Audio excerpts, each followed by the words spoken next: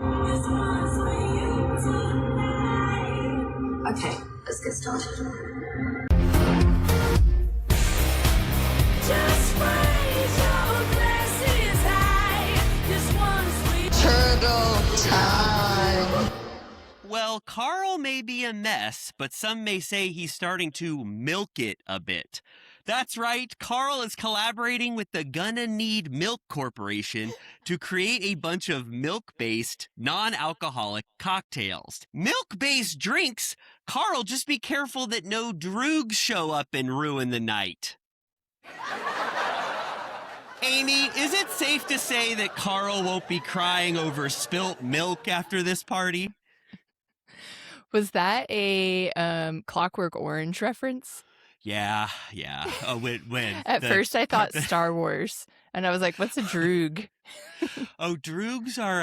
I was really coming up with people who drink milk a lot in pop culture, and the droogs were the ones I settled in. Remember, how many times have you seen Clockwork?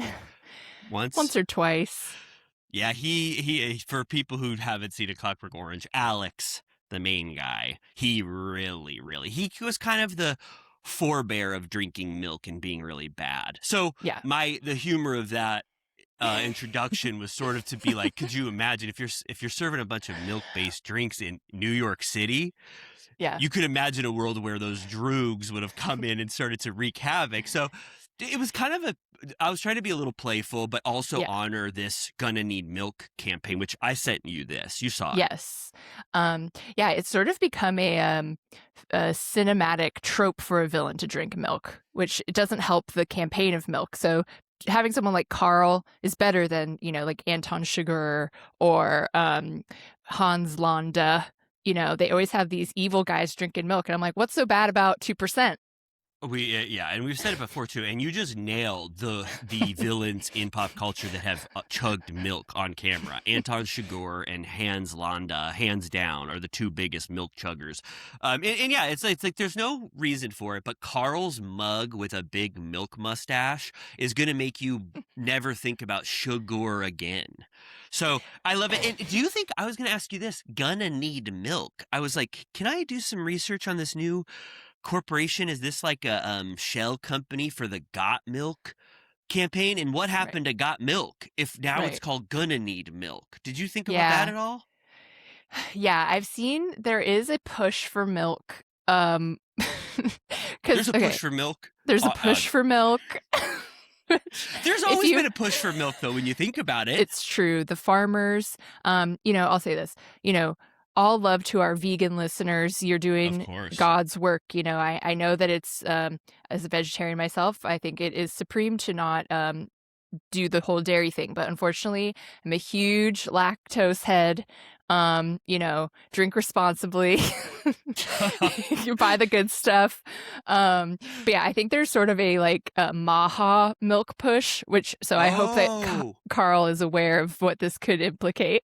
Maha. Okay. I didn't even know. I didn't know Go Milk was getting sullied like this. I'm in the Got Milk brain where I'm like, remember in high school, it was like Got Milk and the cow would be like, drink my milk or whatever. Yeah. Or like the Olsen twins or every single star you could imagine did that campaign. Of course. Yeah. I'm not even thinking of milk like that. So I just didn't even paint this picture of milk. I was just like, Carl plus milk equals soft bar milk drinks. I was like, get me there. Get me to New York. What's happening? Get me a virgin white Russian. Oh, that is so fun. Ooh, could you imagine? What is that? What would that be without the rum in it? Is it like cream? Yeah. And, I'm sure he has some coffee. Like, would it just be like a coffee, basically? You saying it, I'm thinking about it. I'm like, milk-based drinks that are fun. Like, he's going to go nuts over there. So I'm proud of him. I'm a milk guzzler as well, like I've said. Get me around a grocery store and I'm grabbing a milk. A2. Are you a 2%er? No, I'm a whole milk. Okay. Pop off. Yeah, I honestly forgot 8 or 2% even exists. When I was a young person, we were a 2% household. Just a little glimpse of the full white cream in our milk. Now it's A2, because Trader Joe's has that. I don't know what it is. They say it's like the cow has a gene in it that makes the milk a little easier on your stomach or something. Have you heard about this new A2 trend? I don't need that shit. Really? So you're just 2% or bust. I mean, I don't even buy it. I keep like half and half for coffee, but I can't be trusted. I'm so disgusting. Like if I bought like a gallon of milk, I would be like, time for some milk. Or like cereal. Cereal milk, gotta love it. Yeah, it's how do I get just I have to say, but just don't get us started on milk. It's good, it's fun. If you're tuning in for the first time, welcome. It's the third beverage.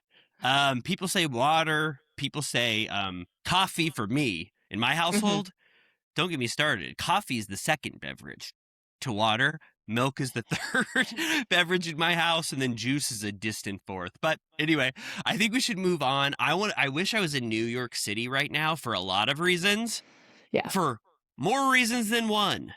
But to be at Carl's Gonna Need Milk bar, that would be a good thing. But we got to move on. I said don't get us started, but we have to move on. We got to talk about I want to say the programming up ahead right now. Mm-hmm. This is the Summer House in the City Spectacular from Turtle Time.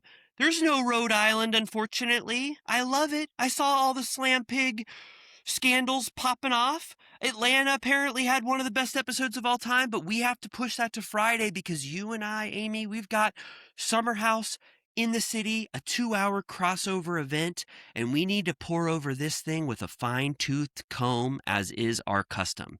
So that's it. All day, Summer House. And I wanted to start with the news of the In the City premiere that already has some stuff trickling out of it, like milk from a cow's udder. First of which, Amanda lambasted for appearing in press photos with a grin on her face that would make Jack Nicholson in The Shining want to say, do you want to walk that smile back a little bit? It looks crazy. She's grinning from ear to ear, and people are saying, Kyle, you piece of shit.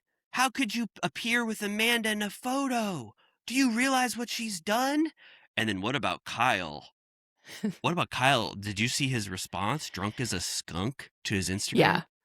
He popped off after hours. So yeah, I saw this. I was logged on here and there, and I saw Amanda went to the premiere, which I don't know why anyone's surprised. She is one of the leads of the show. It would be shocking if she didn't go. I thought she'd go. I thought she'd go and participate. Yeah. I'm not sure how long she stayed because later in the night I watched Kyle give a drunk toast. Kyle / Lindsay, they were sort of going head to head with this pepper grinder as a microphone. And I didn't see Amanda anywhere. I don't know if she was like ducked under the booth or not, but I think maybe she just did the photo call and bounced. Yeah. In the City's a two-hander now. It's Kyle and Lindsay fighting for who's got the center Big Apple to hold. But Amanda definitely didn't go to the dinner. I mean, that makes sense. The social obligations, she's not going to. But the appearance to promote the show that she's in, that she's going to be now one of the main reasons why people are interested in seeing it, of course she's going to go. And then people kind of tamped down. I was actually pleased because some people were like, Amanda, she should have not gone or whatever. But some people are just being like rational about this. They're like, it makes sense. Obviously, there's been precedent for cast members doing bad stuff on shows, and they still kind of like show up to stuff and do stuff. It's not really like, we kind of always talk about this. It's not really like that she would be fired or that they were going to re-edit the show just to. I don't think those are really options. So I think Amanda is going to continue to promote this show that she's on. Yes, she is honoring her contract. It is her only job, I think. She needs that cash. But yeah, Kyle logged on after hours, yelled at the fans for giving them shit, and was like, yeah, of course she's going to promote the show that she's on. What are you guys talking about? So he's still drinking. He's still in his cups. He goes, what are you, fucking nuts? He was like, when it got sent to us in the Turtle Time headquarters news channel alerts, I was like, I saw it. I go, holy shit. I go, oh my God, breaking news. And it was like Kyle response to backlash of Amanda going to the In the City premiere. And then I watched it and I was like, is he drunk? I was like, I'm not used to people giving press statements drunk as hell. He was like, I swear, God love him. God love drinking. It's fun to get drunk, but he was like an 8 out of 10 and he still left the story up. I was like, you didn't even want to check after to make sure that you said all the right things. And I think he was just like, you guys don't have any fucking clue. He's like, of course she's going to show up. I was glad she did, which I want to say this kind of about the reaction, like what we're still going through. I do want people, fans, if we're outraged, which I totally understand, I so get it now as part of the culture of Bravo. I do think it is always valuable to take cues from the cast as well. And there are a lot of significant cues as to how moving forward people are going to sort of tolerate this scandal in their actual lives. And Kyle is really giving you sort of a preview of his mindset about this whole thing when he does these drunken rant videos. And I'm just saying we've seen evidence also of how Jesse has reacted to this on Watch What Happens Live, how Lindsay has reacted to this. And I know that they're being very fun, as they should be on Watch What Happens Live. You want to give provocative statements and say fun stuff, but also they're showing you how they are going to go forward with these people in their lives. And so I just want to kind of start to reorient ourselves around how the cast members are making way for Amanda in their lives, because I think it's kind of important, because we're really out of the loop as viewers in some way. And another little example of this is how Amanda and Kyle talk to each other in the scene on In the City that we're going to discuss, which I thought was like kind of shocking, how they were able to have such a productive conversation with each other that wasn't so chaotic in the midst of the scandal of the century in terms of how we're behaving about it. So anyway, I just thought that it was interesting, as how people are sort of like accepting In the City in our lives going forward, and how Amanda's going to be a part of it.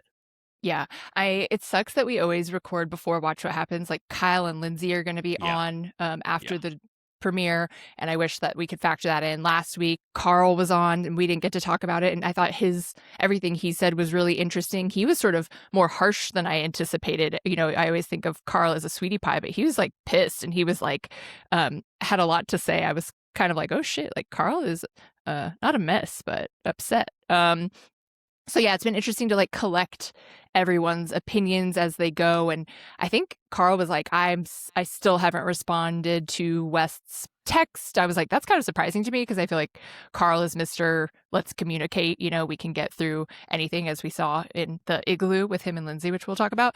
But yeah, it's interesting. We'll see how we all as a community venture ahead. It's been a journey. I feel like we all collectively can't rest until the reunion, frankly. Yeah. The reunion is the final word for a while. And whether it's 2 parts or 3 parts, I need to absorb all of that to really process what this did to our beautiful, beautiful summer house. Speaking of beautiful, beautiful, beautiful things, Andy Cohen just went to the DMV, and he goes, best day at the DMV that I've ever had in my life. And I go, okay, well, that makes sense to me. I love going to the DMV, especially if you have an appointment beforehand that you schedule online and they just say, Riley Hamilton, we're ready for you within 1 minute. But no, he goes, I wasn't just saying the DMV is good in New York City. Meghan King was here getting her new driver's license. And so he posted, this is true, right? He posted a photo. I saw it. Yeah, he posted a photo with her. So after Meghan King having a little piece of the summer house spotlight when her and Kyle gave one of the biggest makeouts I've ever seen on the streets of New York, now Andy saw her at the DMV. Kind of interesting. What do you think about that? What does this mean, like karmically? Why does she keep popping up? Does she have a future? I mean, could she be? Well, Roni's already filming, but does that mean if she's getting a New York ID and she was at that Page 6 party, does she live in New York City? Karmically, it means everything. Oh, now you're showing me an ad. Karmically, sorry, a Bud Light ad came out. Karmically, it means everything. Like you just said, what does it mean? It means everything that this happened. And yes, I think that she is becoming a New York citizen. She's doing the New York City bucket list. Kiss Kyle Cook on the lips, and then it's a scavenger hunt. and then Find Kyle Cook, kiss him, get your ID. But yeah, what you were saying, last time I went to the DMV in Hollywood, I had an appointment and I was telling everybody, I was like, that wasn't bad at all. It's the best. I love our DMV. I go to the Pasadena one. I scheduled it online, like I just said. They said, show up now. Get in. Like, race in here. Come in. We're ready for you. Got in within 1 second. I go, can I take a new photo? I look like fucking shit in my last one. They go, hell yeah. They go, jump over that guy in line and go get your photo, king. And I said, okay. And I said, and then I go, can I have another one? You made my face look way too big. And they go, sure. Take as many as you want. So all this to say, thank God for our DMV experience. It was great. When did you last go? I think it was like a couple years ago. Oh, okay. Yeah. Okay. Well, this was I just did mine. I got shamed for not having that Real ID. They were like, this was how it was at the airport. At the airport they go, what are you? Like, what kind of person are you? You don't have one of these? You can barely even fly a plane. They had to say, can someone had to come from the office to come help me out because my ID was so horrible. So I got that thing so fast. So shout out to the DMV in California, and it looks like New York City. Yes, Andy is like beaming in this photo. So if you need to go get your real ID, don't fret. It's not that bad. No, it's amazing. And ca.dmv.ca is one of the most user-friendly websites I've ever been to in my life. I swear, Amy, I don't know if you've been. Real.me? Mail.me. What'd you say? ID.me or mail.me? Oh, yeah. Sorry. Oh, no. ID.me? I don't get me started on ID.me. Don't get me started on the DMV wallet. If you got the real ID, you can take a photo of your ID and you can use your app to show off your ID. Oh my God. I'm sorry if you're in a state that doesn't have what we have in California, but my God, I'm just going to show you a peek at what the CADMV website looks like. Yeah, show us your driver's license. It looks like Steve Jobs' last mission on Earth before he unfortunately passed away was designing this website. Oh, my internet's fucked. dmv.ca.gov. Oh, wait, hold on. My ID is pulled up. I don't want to show that on Turtle Time. Anyway, I can't get this website to work, but it's one of the best websites. Amy, do we have any other news before we talk about I feel like we have so much to talk about with this double episode that we should just dive in, because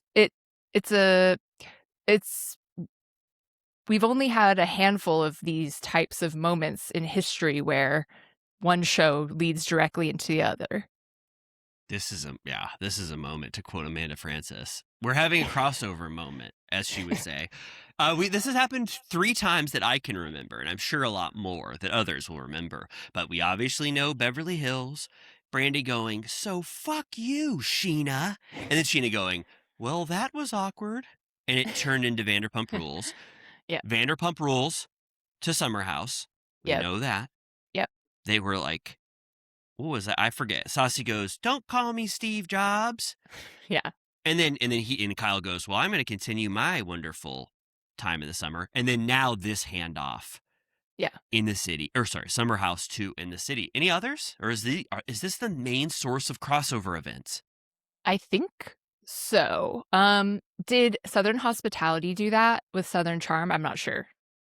Oh, that's a great question. I think it did. Okay. Oh, yeah. I'm almost positive that they had something like Leva going, this party sucks, Craig. I need to get back to Republic, where my staff is a little bit less professional than you'd think. So I think that's it. Those 4. Okay. Yeah. If you guys remember any others, let us know. But I love the continuation of the train going all the way back to Beverly Hills, the handoff link all the way to In the City. It's true. In the City owes everything to Real Housewives of Beverly Hills. Don't we all? Remember when the Workuses went to Saucy to Sir and go and they said, we'll split the goat cheese balls, please. And Saucy goes, one for I have each 2. of us. Yeah, she goes, I have 1 for each. She goes, is this the twin special? 1 for each twin? Oh yeah, and then Stassi's like, my friends, the Workus twins, are here to tell us about the Hamptons. Workuses got so like left out of the loop. That's like, what are those two twins in Social Network? The Winklevi. They're the Winklevi. We've already said this. They're the Winklevi of reality television.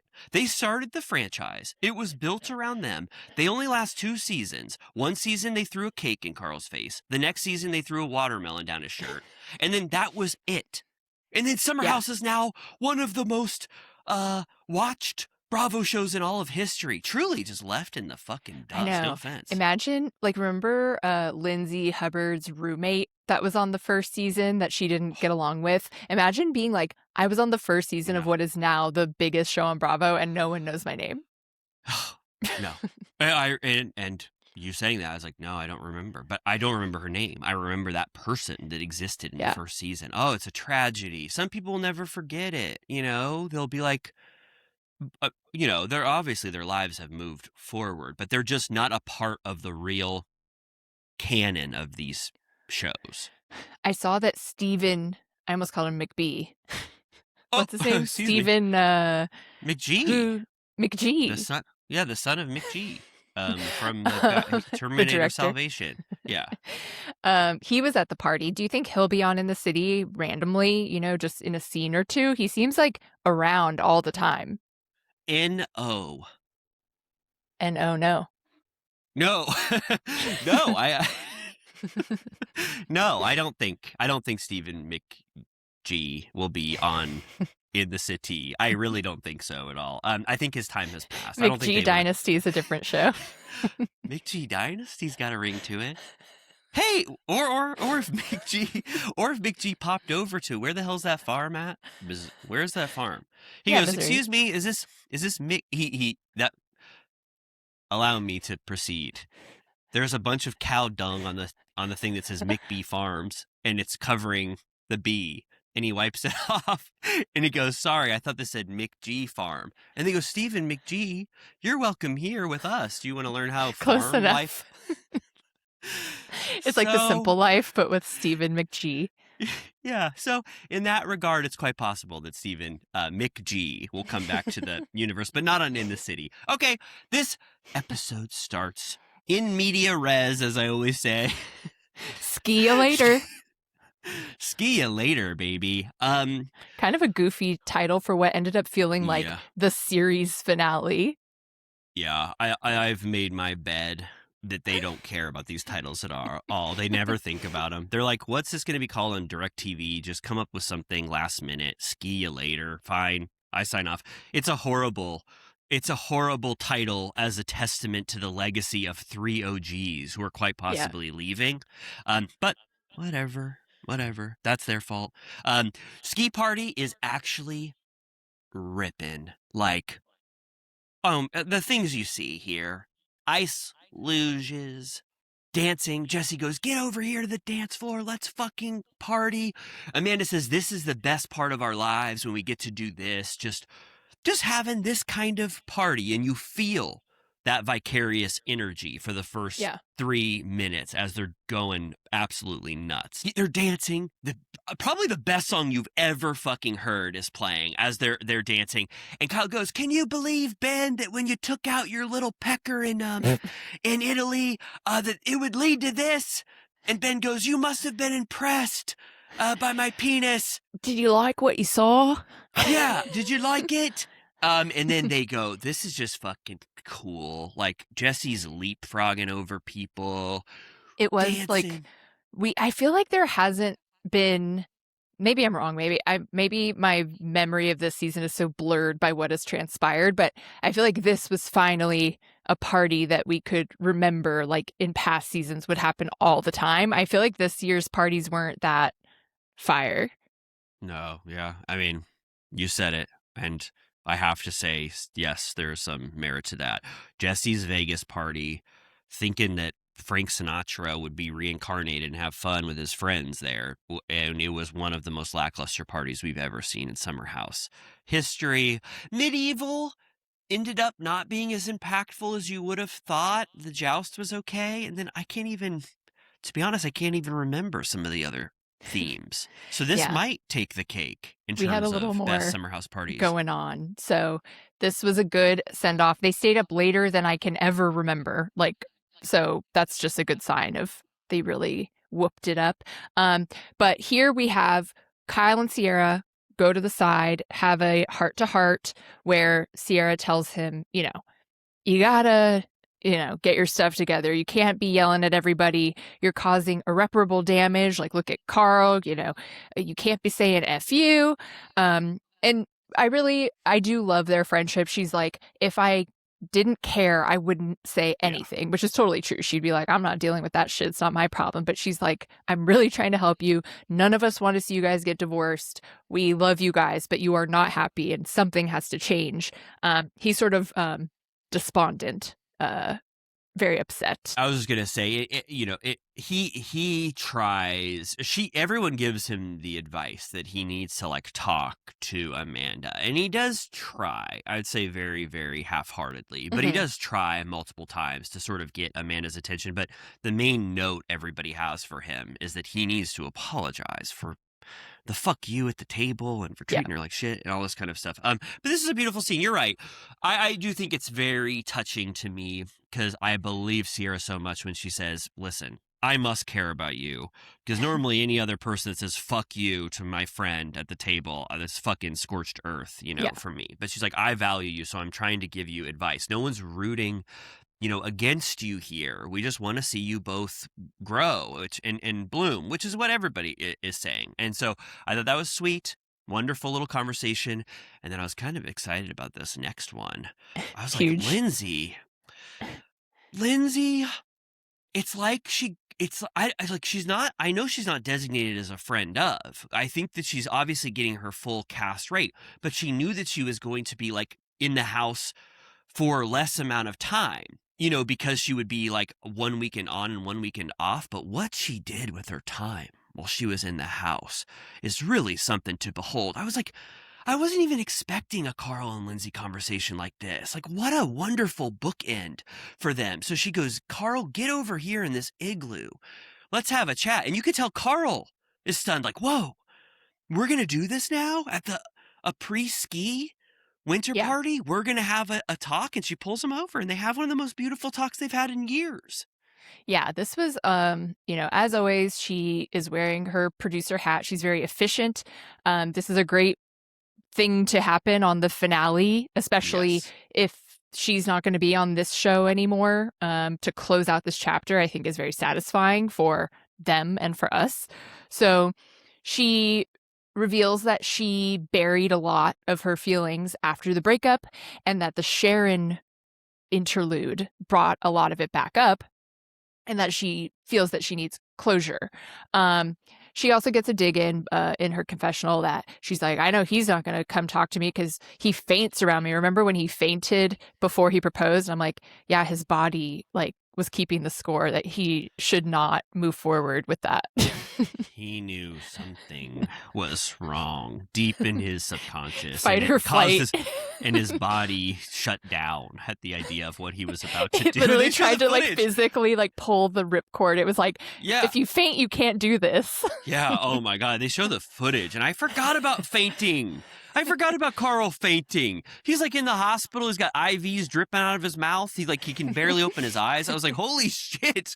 What a wild sign of things to come. I cannot wait to talk about the proposal again on Turtle Time in some capacity. When we go back through these summer house moments, that was a huge one. I know I've only seen Inside Out once, but you were talking about it recently. And I'm like, imagine the internal view of his emotions right before the proposal. There's a red alarm going off. It's like, and they're like, can we shut his bodily functions down?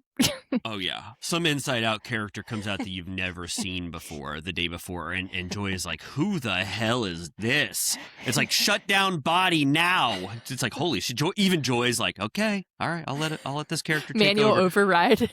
Oh, my God. Carl, yeah, he fainted. And I want to say this. I was the hardest person in the world. I was the hardest person in the world on Lindsay about Sharon. Because I was like, that is the most disrespectful thing. It's so easy to just be nonchalant or nice even or pleasant.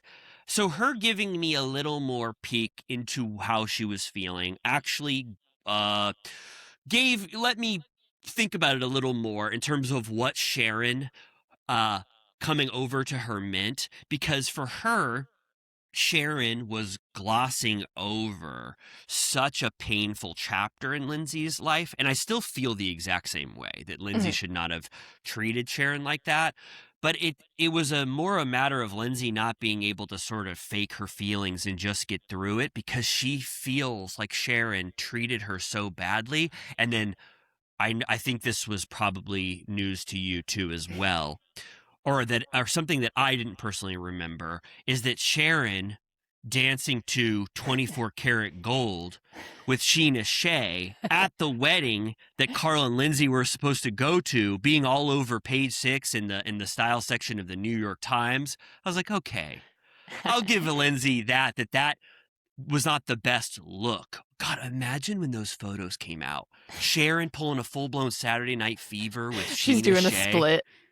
going fucking nuts, smiling from ear to ear with Sheena.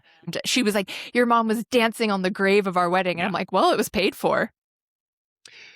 Of course. And I remember talking about it in the time. Like, people had to go. They couldn't get their money back. It's just the optics and that reporting coming out where it says Sharon dances the night away with Sheena Shea, Lindsay be damned. It's optically, it's horrible, and it makes Lindsay's hurt more justifiable, even though I wished Lindsay could have just been like, I've moved on personally, but regardless, she tells Carl that, and Carl's like, that must have been horrible. I understand. Carl is full mea culpa in this conversation. He is very sweet and deferential to Lindsay through every step of her processing her feelings. Yeah, that's the thing that sucks about, they probably could have reconciled much sooner, but he is and was very scared of her. He could have popped off here. He's a better man than I, because Lindsay says, I was waiting for you to reach out to me to talk about what really happened. I thought our relationship went beyond the TV show, Fourth Wall Break, and I was waiting for you to come talk to me, and you never did. And I'm like, I wonder why. Like, he was getting death threats. You were participating in this culture that was very hard on him. I understand why he did not reach out to you. It was not a good time. So if I were him, I would have been like, like, you wonder why I didn't reach out. But instead he was like, I should have. You're right. I did not handle that situation well at all. Like, I know that even the stuff where she thinks she was ambushed for the show, I think even he is like, I probably could have done that better.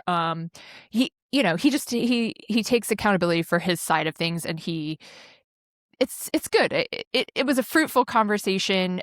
There is honestly like no animosity in this at all. He gets teary talking about the good times they had. Like, he really loves her. I think that's also why he can give her this grace and be like, I'm going to let you have this. I'm not going to try and fight back at all about any of it, and just be like, thank you for sharing, because he loves her as a friend first. And he's just like, he knows how meaningful it is for her to even share in a calm and not too accusatory way. So he's like, I will take it. I think. Yeah, I agree completely. I felt like it was just a very productive, wonderful conversation between them. And I really loved how Carl just processed everything that she was saying and apologized and also honored their friendship. And I was glad that Lindsay, reaffirmed how much their friendship meant to him. I love when she said, I thought that telling you to breathe after the Kyle fight would hit you harder coming from me. And he was like, it did. It was like a songbird in my ear telling me to cool it. And I thought that was really sweet. I'm a little conflicted about this blindside thing that she brings up. No one's in the wrong, but she's like, why you could have pulled me aside to honor our relationship. I can't believe you did that to me. But like, for me and for you and for viewers, like, don't we want constant blindsides? I want it so bad. Like, it's not a good intent for me to have, that I want to see people go through pain in the moment. But that would have really spoiled the reality of the situation had we not had Lindsay been forewarned about what she was going to witness. Like I thought that can you even bring up blind sides in a reality television sort of environment? So, but I get what she's saying. It's like, we're real people and you actually really hurt me. But also I'm like, wasn't there some value in Carl doing it on camera? I also tend to believe him that he didn't even think he was going to pull the trigger 100% that day. I think he was like, we have more to talk about. I want to be really honest with you. And then the way she reacted, he was like, we cannot move forward. And I think he shocked himself. Yes, I think so too. And that's that. Now I'm remembering us actually like having our takes in the moment. And it was that when he sat down, she was like, okay, so I guess our relationship is over if we're postponing the wedding. It got to a level that Carl didn't even think at the time. So, okay, yeah. So that's it. But overall, wonderful conversation. I absolutely loved it. Kyle is again trying to find Amanda throughout this party still. It's like a constant little motif of him being like, where is she? I got to talk to her. I hope I can. And then Ben and Sabrina. Oh my God. She's wearing a choker again. Yeah. People are pointing this out now. They've never seen her without that thing around her neck ever. She's been in all types of, even in ski environments. And almost people were saying that Sierra was even testing the limits to which she would put a choker around her neck by doing different types of themes. And would she do it in winter? But Sabrina still did it. And a lot of people are saying, what's that thing called? The green ribbon theory, in which if you see somebody wearing something like this around their neck for long enough, does it mean that they secretly have their head that's going to roll off their shoulders? But we find out that Ben said, I love you, Sabrina. And she goes, can we go crawl somewhere and go make a baby right now? And then she's telling it to Sierra. And then she goes, you were the first person I thought of, Sierra, after you told me I love you. She goes, Sierra, you were one of the biggest blessings of my life. And so they sort of bond over Ben and Sabrina finding love. I can't say why I'm so out on Ben and Sabrina loving each other. Is it just because it was so quick? Like, why do I not give a shit about Ben and Sabrina saying I love you to each other? Yeah, I mean, where we've only known her for 3 episodes or something, it was really all or nothing all of a sudden. I don't think anyone in the audience, I've seen very scarce pro this relationship, and I'm kind of afraid that they're going to be in the mix next season, and I'm like, that's not what we want. I don't think so. I think they're gonna have a fairy tale ending. Just don't pull that green ribbon. Seriously, that I want to see. So yeah, Sierra is giving her advice about this. She says again, better to have loved and lost. And I'm almost like, Sierra keeps saying that. I feel like that's the 3rd time she's expressed that sentiment. And I think she's telling it to herself. About West. She's really, I think, thinking about that, which is sad. I mean, obviously more happens, we'll talk about it, but I think she really, I think she had that conversation with KJ and Mia at one time and I think she told KJ it's better to have loved and lost. So that's just her modus operandi right now. That's her wisdom to share. Is that Shakespeare? Sure. Everything. Than could to be never have loved at all. You know what? No, I think we looked it up, and it was like one of those people you don't even think about, Shaw or something, or Walden's Pond. I think the guy Walden Tyler said Perry. it in his pond. Yeah, it's like better to have loved and better to have. Anyway, it's obviously, if it's not Shakespeare, it's one of those Shaw. What was the Roni Tyler Perry quote? The misattributed. Shit. I don't know. It was really good. When you haven't forgiven those who have hurt you, you turn your back against your future. When you do forgive, you start walking forward. Oh, and then remind me, Dorinda had it on a plate or something engraved? No, Dorinda sent a text to Luann that was an inspirational quote. attributed to Tyler Perry. That's iconic. Speaking of things to rewatch, I need to go back to Roni. I can't wait. Oh, it was Lord Tennyson. I'm sorry. Wow. It was right Lord at the Tennyson. tip of my tongue. Lord Tennyson in his in memoriam for AHH. I don't know who the hell that was. He said he wrote that quote. Sorry, I didn't mean to misattribute it to Shakespeare. Shakespeare said a lot of other stuff. He always gets all the credit. Speaking of Shakespeare, though, I don't know if Shakespeare could have written this next part. Sabrina and Ben are talking about love. They're like, can we go to Lover's Lane and make a baby pretty soon? And then all of a sudden, Ben is back with West. And West is kind of, he's relaxing. He just did the ice luge. I think he's probably cold. And then he goes, hey, Ben. He goes, can you tell Sabrina to please, for the love of God, not keep trying to put me and Sierra together anymore? Please don't try to make us date because we're just so far away from that moment. We're just starting to sort of rekindle things, and that's a little too soon. He kind of put a stinker hat on, in my opinion. I mean, what does that mean? I just feel like he had sort of like an attitude where, he's like, I don't want to step on what's going to happen later in this night, but I guess it's really hard to talk about this entire scenario without, I think one of the actual biggest key pieces of information I need from the reunion is what West and Sierra's relationship looked like in January 2026. Like, were they making it work as flirty friends? Like, obviously something physical happens in this episode that we'll get into.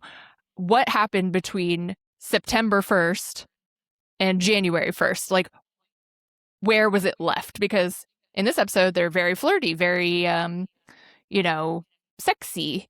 And I'm just curious of how it ended up. We're sort of left on a question mark of how they were going to progress into the fall. And that's, West doesn't know. So that's something I'm just very curious about. That's top 5 questions for sure at the reunion. And then he goes, he keeps going on to Ben. Ben accepts this feedback, I just have to say, in the moment. He's like, yeah, I know, she loves love, and we love each other so much, so we're kind of like, they want another couple to spring up. Sabrina's a fan, potentially, so she loves that she might have a part of being a part of Sierra and West getting back together. So Ben acknowledges it, and then West keeps going. He says, we both know that we've always liked each other, but he knows now what happens when he tries to date, when they try to date casually. And he says, I really fucked her up last time, so I want to be, as respectful as I can of the future. But it's also hard when we have so much natural chemistry together and sexual attraction. He says that's kind of our baseline, is just to already, which we kind of what we talked about, remember, like 3 weeks ago or whatever, when it was immediately back to kissing on the cheek, holding for extended hugs and stuff. He's like, that's like our just natural spot to be in with each other. Right. So he's at least kind of voicing the conflicted feelings he's having about pushing forward with Sierra, knowing what he knows happened 2 years ago. Right. Yeah. He's like, we were drunk as fuck last night and all I wanted to do. And Ben's like, jump a bones. And he's like, yeah. So also I noticed in the background, in the comings and goings, that West's whiteboard friends were there. Those guys. I don't know their names. Holy shit. The whiteboard boys were at this party. Oh my God. I really am curious if they will take at some point, one of the initial comments that I saw coming up was everyone saying that those whiteboard boys needed to do a Summer House one that led to Amanda Goes West. And I do think that could be a watershed moment. That would break the damn internet, like when Kim Kardashian had that champagne flute in her ass. That would be huge. Those whiteboard boys, you know what to do. They should have had a whiteboard. They should have had a whiteboard at this party to be like, look at us, and had a bunch of like be writing stuff that happens at a party on it and circling it, so I knew who they were. Yeah. Like if it said party in big letters and then it said beer, fun or whatever, and they were circling it, I'd be like, oh, those are the whiteboard boys. Okay, Then Amanda goes, all right. She goes, I can't wait to jump in the pool later. We've had so much fun here. Like, let's do a big pool jump like we always do, end of the summer. So she gets it in their heads that they're going to do that. And then Lindsay and Kyle have a brief chat. Oh, I loved that they had pizza and wings, by the way. Oh, you know what I mean? That they ordered.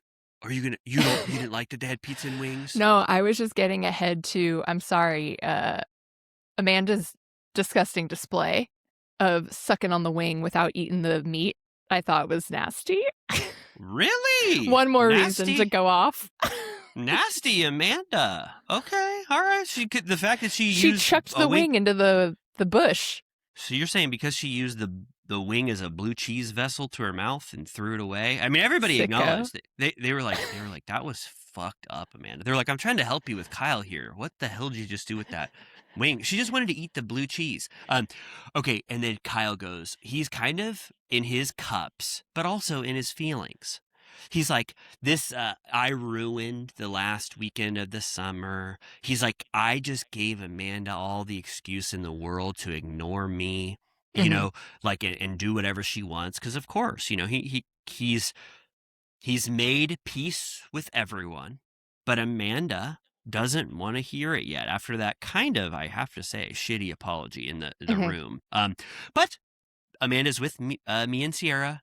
She pulls a full-blown blue cheese. Oh, could you imagine when she was on Hot Wings, Hot Ones?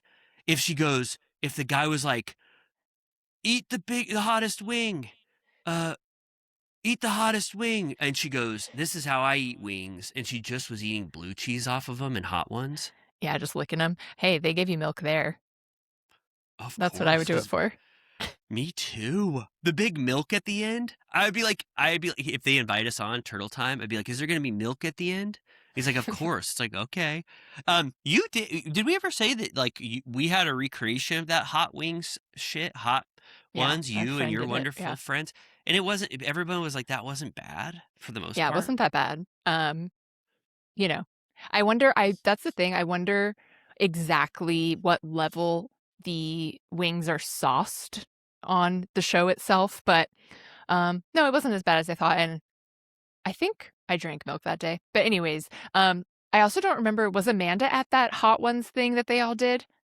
I think so. She was in the back sucking blue cheese off of them.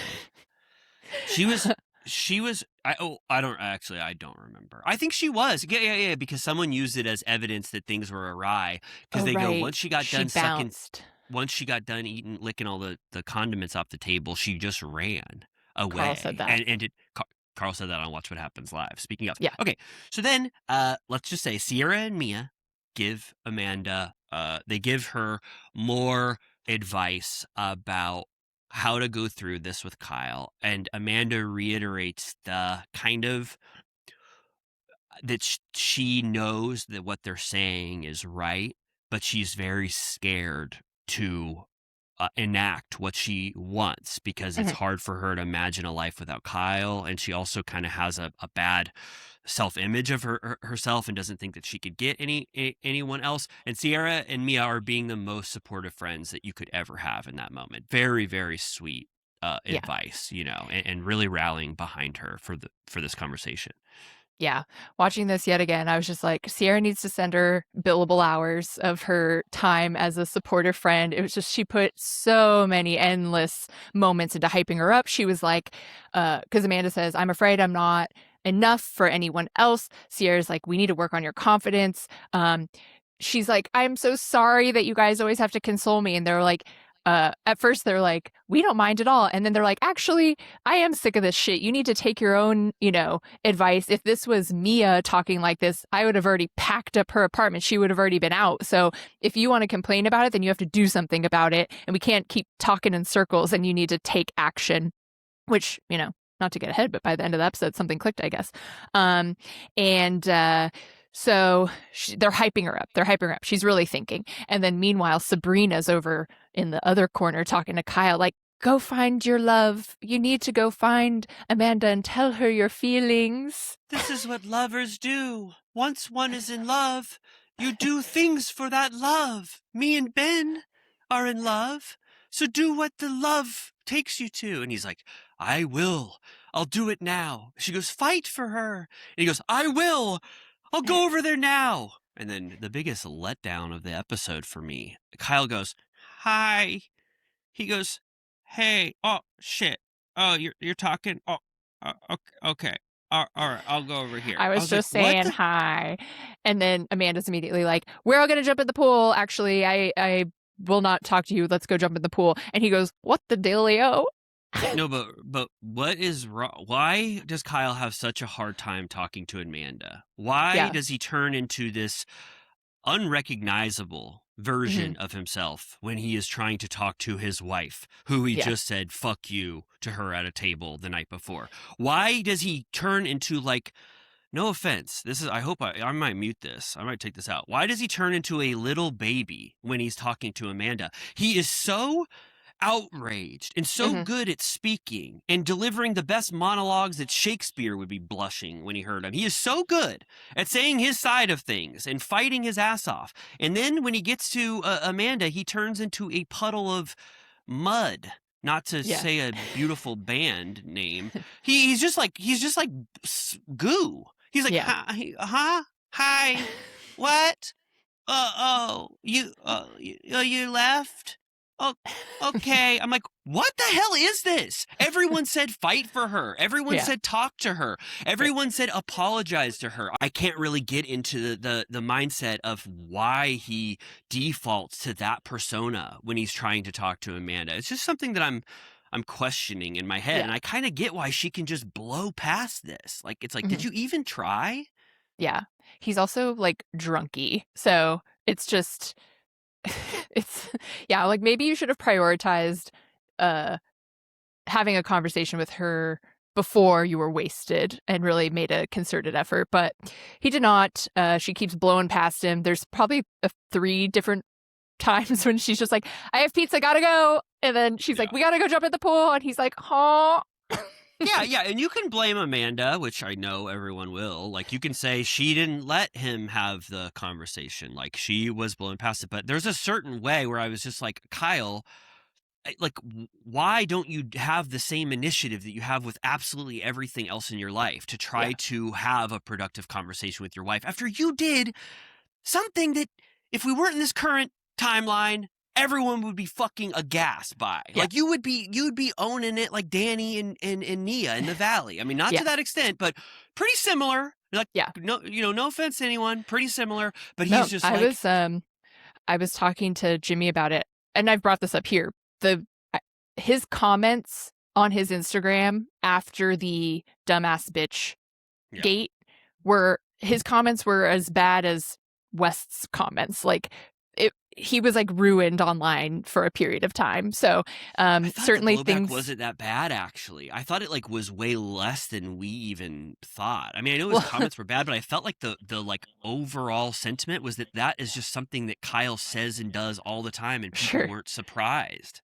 Well, yeah, there was, because Andy teased it as like the worst episode for Kyle of all time and like really shocking. And then when people saw it, they were like, yeah, he's done something akin to that a million times. But could you imagine if Danny had called Nia a fucking dumbass bitch on the Valley in that moment? What we would be doing fired right now? It would be really bad. But it was part of a, like, the thing was, he was bad and Amanda was having this glow up Ariana moment, which she now does not. So it's just interesting to watch it happen in a different way currently. But they have a conversation at the end of this episode. So they do get to have the conversation, but it's not going to happen at the party. We get a very emotional Kyle confessional with he's talking about 10 years of memories. This sort of feels like our first taste of a wind down of the summer house as we know it. It's like a montage of them jumping in the pool, slow motion of Amanda and Lindsay in the pool. And I have more to say about the end of this episode, and that I really am sad that we didn't get to watch this last season as is. Like, I really do feel like it was not ruined, but like I didn't get to feel what I wanted to feel in this finale, what I would have without the scandal on top of it.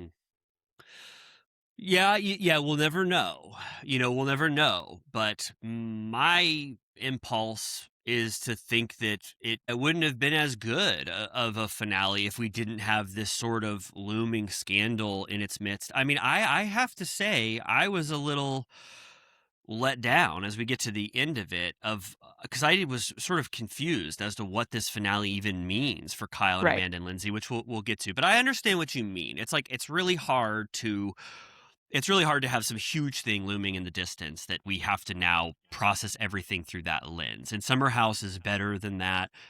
So I get the sentiment exactly. I just don't even know without it if we would have considered this a really amazing end to Kyle and Amanda and Lindsay's legacy on the show. But it's a good speech. And I want to say, too, also, this episode actually has the perfect blend of what makes Summer House so great. It has the party that everyone is having the time of their lives, those conversations that you have while you're drunk, there's drama in there, and then the second half of the episode is what makes the Summer House format so amazing, with all of the late night cameras and people being unmiked and what they didn't possibly want on camera and all that kind of stuff. So it's structured perfectly for a Summer House episode. But Kyle is before we get to that point, he is kind of doing the send off to one iteration of Summer House as they jump in the pool. He goes, "This was years this was years of like summer a balloon." He goes, "These are so many memories." And he says, "It's weighing down on me because I don't want what we have here to disappear." And then second half of the episode ignites. It's like who ignites it in Mission Impossible? Like, I forget who's always doing it. I guess Tom Cruise. Brian De Palma did the first one. Anyway, it starts lighting and then boom, group going out. Yeah, they stay out club so late. Like you were saying, this had a lot of the what do you call that? The cameras, the what do you call those? The cameras in the room. Cameras. This one, I say this one had a lot of cameras around. It had the CCTV sort of. Yeah. It had the initial premise of Summer House where when the cameras go down, the party doesn't stop. And some of the best moments in Summer House history have been captured at night when the production crew goes to bed in that big theater room, when they start sleeping in those chairs. So now the rest of the episode is unmiked and more like surveillance. Like, what Big can brother. we catch over here? What are West and Sierra doing over here? Like the nighttime cameras in the room, and they do really kind of drop a layer of self-protection when the actual cameras are not in their faces. Like, no matter what, they always know that they are being filmed, but something changes within them when they get to just the CCTV type of life, and you really see it here for the next 20 minutes or so. So a lot of them got home at around 2 a.m. Then we cut to 5 a.m. where Ben and Sabrina are having a beer by the fire, and West and Sierra are canoodling in the next chair over by the fire. And they're very snuggly. Her head's on his shoulder. They have we saw this in the preview, but a full-on kiss. He's sort of like holding her head, and she nuzzles him afterwards. She seems happy as a clam in his arms. Then Kyle and Jesse get home at like 5:30. They go to the kitchen and they're like, holy shit, there's people outside. They can't believe that there's still people awake. They go outside. They all take a selfie. The sun is clearly starting to rise. That's how late it is, or early. And then Sierra goes up to West and Jesse's room, and her and West are canoodling up there. He's hugging her and sort of like bringing her towards the bed. And she's like, "You're not trying to get me in your bed, are you?" And he's like, "Ha, couldn't be me." And Jesse's like, I didn't see nothing. And he's just like in the bed while they're like hugging. Like, he's just like the little child in the bed, like, "Mommy, what are you doing?" Totally. It was giving mommy, what are you doing? Yeah, and then they hold each other. There's even more kissing in the corner, and it's that footage where it's in the room, and they're really trying to zoom It's in. so and stuff. dark. It's really, really dark in the room. I could barely even see what was going on. But then when they get towards the door, you see Wes and Sierra. Oh, I thought they were continuing to kiss and hold each other. And Jesse's just got the sheets pulled up to his eyes, going, "What's happening?" He goes, "I didn't see nothing."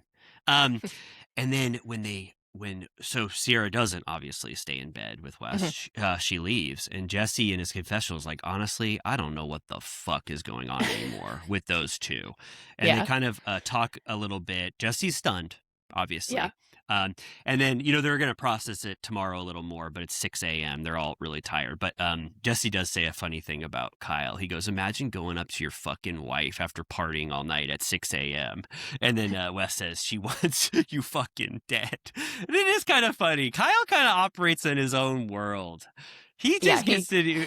He does whatever could not he wants. have gotten home any later. It does not get later than that. And he looks like total shit the next day. He is looking rough when we see him. And some would say again, I think he has summer house rules for himself, where he's like, "Amanda, come on, I have to party. It's part of the spirit of summer house." But then a part of you, if you want this to be a reflection of reality, it's like he didn't apologize to Amanda. They never got to have that connection. And then he's out later than he's ever been in his life, And then she tells him that the next morning, like, you went out without us fully being, good. But then that leads them to their ultimate conversation. But what a night. I mean, do you want to say anything about about Sierra and West kissing? I mean, it wasn't much more than we had already seen, like it was in the preview, and I think them in the doorway was in like the mid-season trailer or something. So it wasn't anything new. I think we'll talk about it in this morning stuff about how smitten she seems and how Mia's like, "Dear God, we cannot do this again." Mia's immediate reaction was like, "No, like I talked you off the ledge the first time. Please be careful. Come on." And she's like, Jesse's "I know." Yeah, and Jesse's too, in a different way. Like, did you think about this properly, West, about what this means and everything? So there is a lot of sort of thinking about it in the cold, harsh light of day. When I saw that kiss isolated, I was wondering, what scenario in which this happened or whatever. And so it being a 6 a.m. sort of very drunken, make out with Ben and Sabrina over there, kind of like, they're like nudging each other. They were like, "Love has found another. Love is in it again, Sabrina. Cupid's bow Has struck my love, and now it's towards them." And I was like, okay, all right. It was drunk, and it was exactly what Wes said about how they just kind of default to being really cuddly. But also this goes against everything philosophically that Wes just warned about with Ben. He was like, "I want to play this cool, like, don't make us in lover's lane. Don't let Sabrina make us go on a double date." And then it's like, he's drunk as hell, and I assume Sierra's drunk as hell too, and it's late, and they were really like, relaxing. Like it was like they were like, the pressure is off. We don't have to film anymore. This was like, it was like King of the Hill out in front of the fence. Like, just drink a beer and not say shit. Like, we've done all of our work for the day. So that context is how it arose and how the kiss came to be. But still, you would have hoped that Wes would have had the wherewithal to not lead Sierra on in this way. It kind of gets to what you were talking about is and did this continue for the next couple of months as well? I know. That's why, when he was having that conversation with Ben and revealing all of that, he's really thinking about that he doesn't want to hurt her again, that he it doesn't want everyone putting pressure on them or whatever. And I'm like, all right, you're saying that out loud to him, but are you saying that to her? And then obviously, not only are you not saying that to her, you're making out with her, which will then give her the wrong idea. So very curious if they ever ended up having that conversation or not. But yeah, I do love that they did send it for their last night. They stayed out so late. Everyone sleeps in. I would feel, if I stayed up till 6, the way when they get emotional at the end of this episode, I was like, I'd be crying too. When I'm hungover, I'm always like on the razor's edge of crying about everything. Me too. No, me too. I cry when I get my Waken Late order wrong. I'm like I'm gonna cry now. They didn't put the salsa. Yeah, I wanted 2 of those green creme freshes. No, definitely party. Dionysus said, "Thank you." Is that's the party god, right? Yeah, he winked wine. and he smiled. Yeah, sorry. The god of wine winked at them and smiled. I love the photo they took, which really shows how fucking in their cups they were. Wes is like this. He's like, "Mwah!" It's like the craziest photo you've ever seen in your life.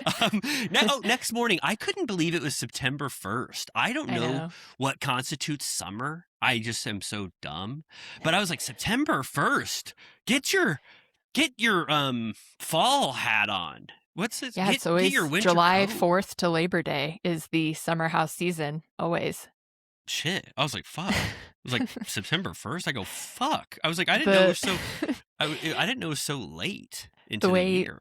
Cinderella's carriage turns into a pumpkin at midnight. The ice sculpture falls over on September 1st, all over the kitchen. Kyle tries to wake Amanda with a kiss. She's like, absolutely not. You didn't apologize. Just because it's the morning doesn't mean I forgive you. Jesse and Wes start like wrestling in bed. I'm like, you guys are so like these little scoundrels. I'm like, what are you doing? Jesse's a scoundrel for wrestling? Well, it's just like, I'd be like, hello? Like, why are you in my bed? It's so funny. Like, everyone, this house, like, there's like a gas leak or something, the way that people are just so lovey. Like, at the end of this episode, everyone is like hugging for an hour. Everyone says, I love you. I was like, this house just operates on a different level. Yeah. I've said it before. I'm jumping in beds. I'm telling my friends I love them. I had 2 friends come over the other day and I said, I love you both more than life itself. And I hugged them and kissed them both on the cheek. But I know what you mean. It's shocking, but it's not shocking to me. I wrestle my friends like this. I wrestle them to the ground. I jump in their bed and I say, wake up, let's hug. They go, what's the best summer, brother? Wes goes, what's your best summer? What's the ranking? Which I liked, before they were tarnished, or before Wes was tarnished. Yeah. It's like they have a 3-peat. Now, they've got 3 summers. Obviously, West's last summer would have been the worst for him until probably this one. But he's like, which is your best summer, brother? And Jesse's like, this one. Like, we went on such a high. So they're reveling and having a great summer as of now. And Jesse goes, I got to say, man, I was shockyadoed. I was like, shockyadoed? I've never heard that before. He goes, I was shockyadoed to see you canoodling in the corner with Sierra. Kind of like, hey, I just have to say it. Like, that was shocking to me. Yeah. So we have the tandem, that conversation, and then Mia and Sierra in bed where Sierra's like, yeah, I got home at 6. And she's like, what the hell? Like, who were you with? What do you mean you got home that late? And she's like, well, like West, and we might have kissed. And Mia's like, are you fucking kidding me? Meanwhile, Jesse's like, have you had a conversation with Sierra? Like, what is going on? And he's like, no. And Jesse's like, what the freaking crap? And, Sierra to Mia is saying, obviously, we need to have some kind of a conversation. I don't want to end up in the same boat as last time. This is where Mia's like, I'm sorry, but I remember what you were like when you guys broke up last time. I showed up to your apartment. You were a shell of your former self. And you can tell Sierra's like, don't be airing my dirty laundry like that. Like, I don't want people to know how upset I was. She goes, God damn. Shell? Did you just say shell? She almost says the cameras are rolling. Cut God the cameras. Damn. Yeah, goddamn, she said, a shell of myself. But it's true, I mean, we remember. I remember Sierra was obviously hurt. It was a big deal. Wes was taking her to his parents' house and stuff. And then we didn't mention it, but also Wes said, I wasn't ready to tell Sierra that I wasn't ready to be a boyfriend 2 years ago, which I thought was kind of interesting because I remember in the edit 2 years ago, Wes was like, they were like, you're still talking to other girls in your phone. And it was like, no, maybe I'm not. And it was like a little bit of like, is West in or out on Sierra 2 years ago? And he acknowledges in this scene with Ben that he wasn't he didn't think he had the courage to say, I am not ever going to be a boyfriend, So he did mention that in his conversation with Ben. I just wanted to say that. But he has not told that to Sierra, which is the conversation that he really needs to have. Yeah, I remember at one point he described his DMs as juicy. Like he was like, my phone stays juicy. I was like, ugh. I don't want to know. And this is where Jesse says, are you going to hit her up in fall? It's sort of funny language, like the way people say New York to mean a reunion and fall means just like not filming. It's almost like middle school or something, like, are you guys going to hang out this summer? Like in Greece, like we hung out all summer. And he's like, are you going to hang out in fall? And he's like, I don't know. I'm confused. I don't know what to do about it. And Jesse's like, you better not hang out with her in the fall unless you're 110% in. And Wes was like, I know, you're right. So he's like hung over his shit and he's like, I have to deal with this now. Like, he's like, what have I done? I think. Yeah. The only franchise that gets to have good language about it is Below Deck. They get to say seasons because it's shipping season. So they go, last season, Chef Ben made the worst flambe. And they mean season like the season, but you could also argue it means season like on the show. But nobody ever says seasons. They say summer. And then Sierra back with Mia. Mia's just saying, I remember this is so horrible. And Sierra's like, I rarely make the same mistake, twice. So she's conflicted. But then she sees Wes taking a morning dip, looking like who's a good swimmer? Who's a swimmer in pop culture? Looking like Michael Wes Phelps. comes. Yeah, I was gonna say that, but I was like, is there anything else that's a swimmer? Wes comes out looking like Michael Phelps all of a sudden, doing laps in the pool, and then Sierra's talking out his window. Speaking of Greece, it's like, Danny, Zuko, why are you in my pool again? Romeo and then they have Juliet. Oh, sorry. That's a much better example. Yeah. Yoo-hoo. Romeo. Yoo-hoo. Romeo. She has a little handkerchief. She's like, yoo-hoo. Yeah. Are you swimming again, Romeo? Juliet, let down thy hair. We come from two families that hate each other. The Montagues and the Capulets. And Mia's like, not you smitten already. She's like, what is this display I'm looking at? I have a question for you. When Sierra says, we need to have a conversation, they both say, we need to have a conversation. Sierra goes, yep, we kissed. It's bad. I remember what happened.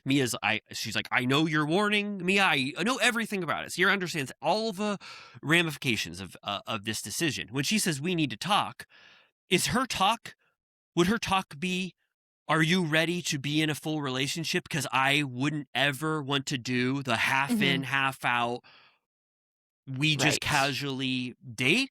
Or is it even like, is Sierra not even to that level yet? Is she like, I would need to go slow with you. You broke my heart, but you would need to be committed. Like, what do you think in this moment Sierra's talk with Wes would be?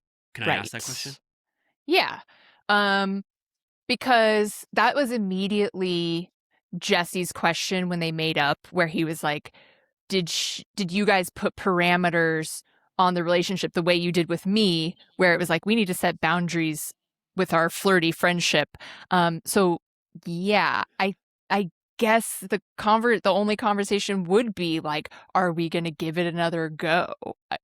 Which it makes me so nervous, the whole thing. I'm like, it's so stressful to think about because it was just, obviously it ended in the worst case scenario, but I'm not, that's why I'm so bloody curious about what ended up happening. Yeah, of course. Yeah. It's like, you're like watching Titanic and you're like, I love this Irish dancing. Yeah. And Can it just end here? It's great. Yeah, but it's like, I'm not even going to put in the second VHS. I don't want to see what happens. But okay. But then last meal in the house next morning. I liked this because I love when they're all out of fuel and they're just like, fuck, we stayed up till 6 a.m. Just bring me a breakfast burrito and let's all sit around this table together. And it really has the energy of a bunch of people hungover from partying, just completely, spent in a way. And Lindsay decides to make what could be the final final speech of this iteration of Summer House. Yeah. And she acknowledges all of the new couples that have sprung up like roses in a beautiful garden. Yeah, she's like, we got KJ and Dara, we got Ben and Sabrina. She goes, West and Sierra. And I was like, we're saying that? We're calling them that? Yeah, she said it. I mean, a little bit of a winking humor to it, but everybody claps and, they're kind of like just going with it, I guess. And then Carl goes, I mean, she says, what a great summer meeting everyone. It's a decent speech. You're kind of just in no matter what, because you're feeling the moment. Like when it's hard to say it now because we're not capturing the feelings, but like when they were all jumping in, it was so sweet and holding hands and doing the 3, 2, 1. And then now you feel completely bonded to them in this moment. How sweet it is. And Carl goes, can we all give each other a goddamn hug, please?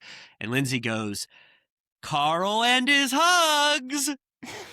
And then they do almost a sitcom-esque laugh track, but they all do a beautiful hug together, and they go 3, 2, 1, family. And then I guess that's the kind of moments that you're talking about that are undercut by what we know now a little bit. Yeah. Also, the idea of having stayed up until like 7 a.m. and then having to clean up that house and pack for the last time, meaning you have to take everything. I was like, that's actually a huge nightmare.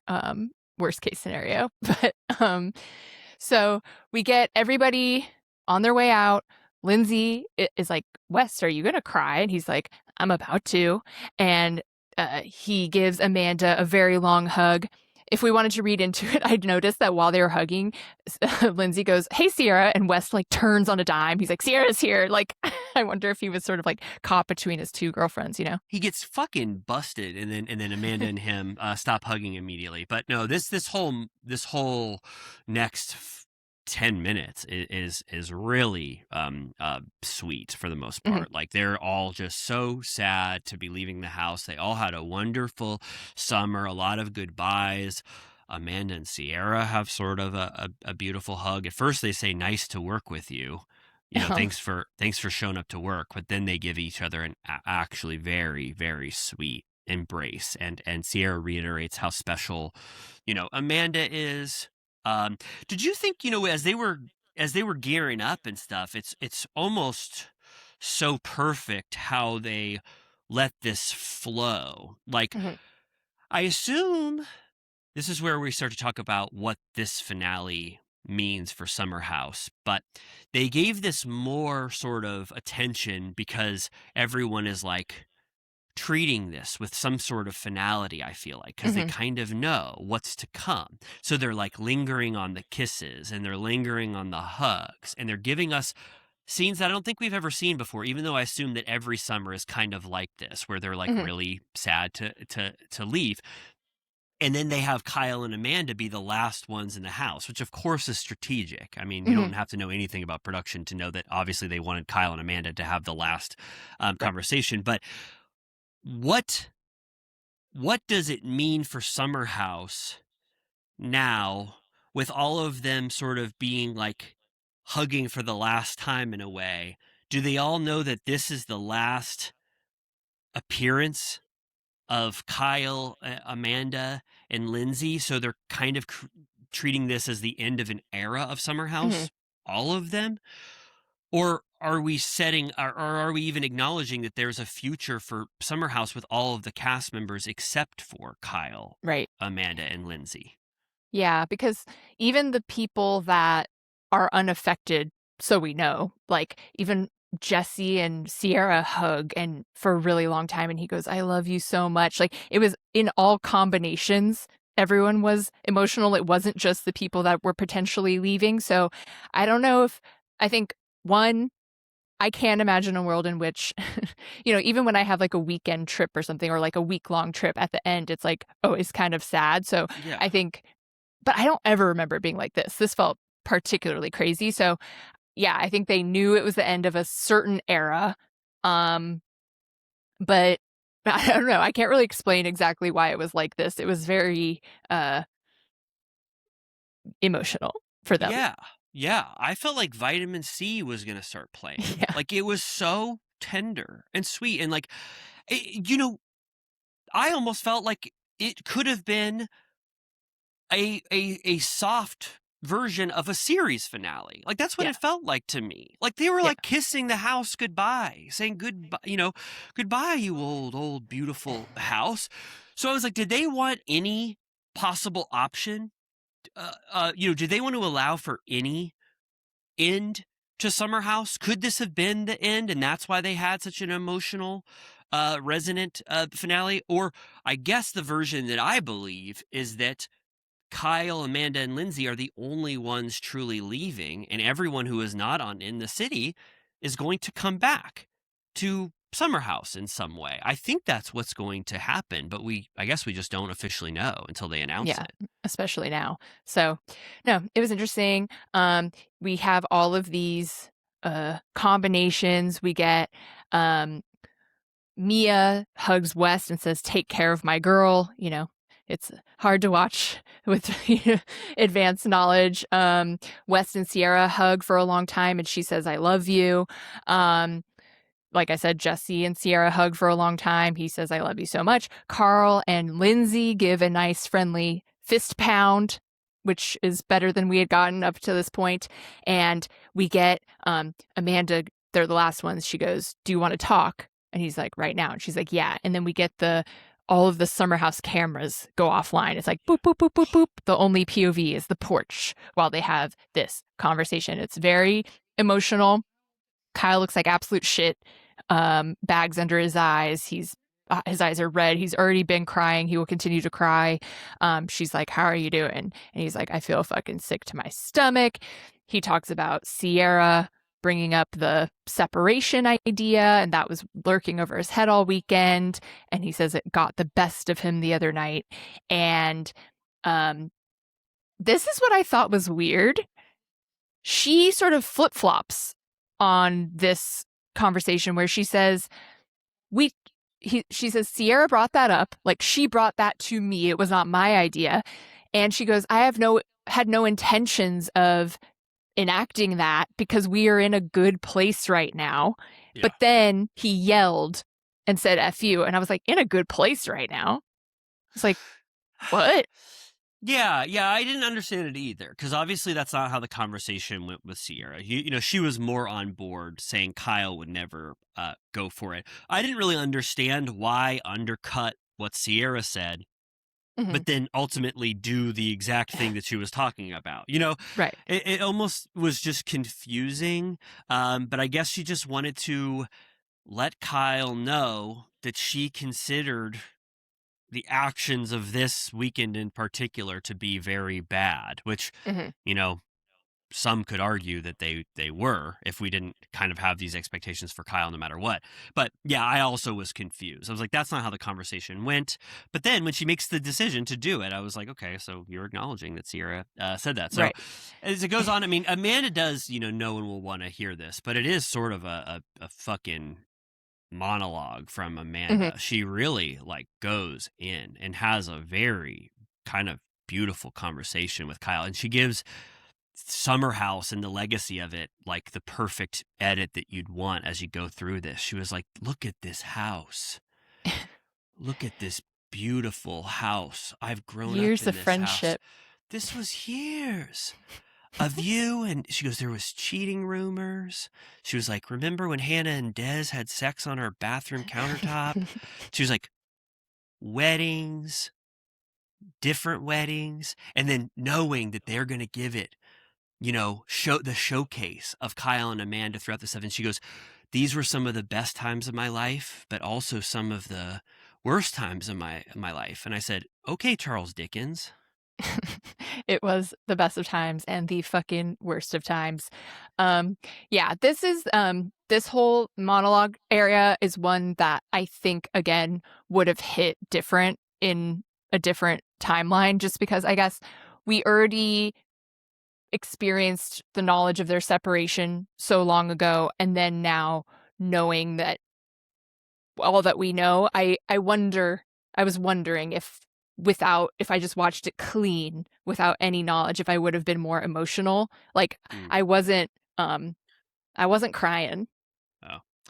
Yeah, I wasn't. Well, I was hungover, so I cried a little bit, but I cried at anything. No, I thought it was emotional. I thought it was. I'm able to process this sort of in the lens of the time in which it was filmed, and I don't really let the future sort of affect my viewing of it. And I thought it was a beautiful speech. And Amanda is one where people are like, she's a bed bug.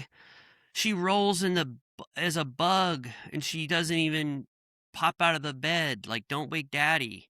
And she really, they leaned on her for the end of their summer house, their chapter of summer house. And she goes, I want to start a new chapter. And that chapter is us separating. And Kyle's like, it hits him hard, but he also knew. I think, unlike what Carl did with Lindsay, I have to imagine that Amanda said, we're going to have a rough conversation, Kyle, before they got out there. I think that he had a little bit of warning here that this was the decision she was going to make. But she tells him, she goes, Kyle, I want to separate, and I'm going to go stay in a hotel for a couple of days.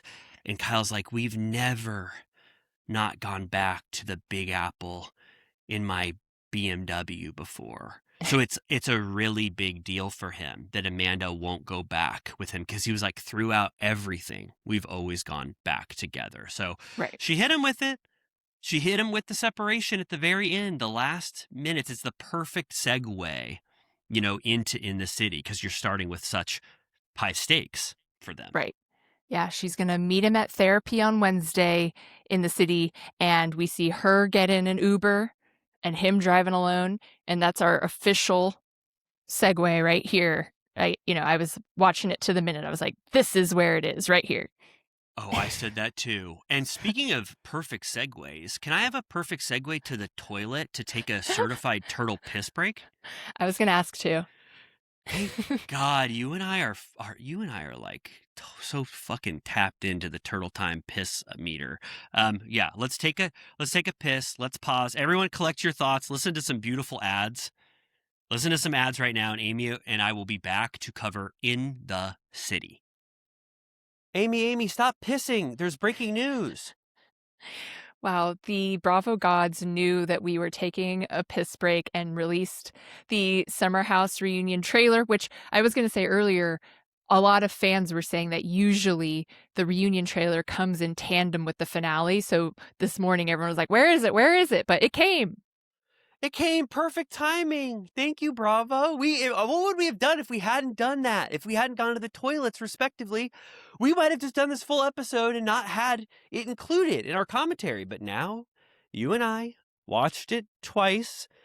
This trailer, I can't say that I have the best full command of everything that happened in it, but it was shocking.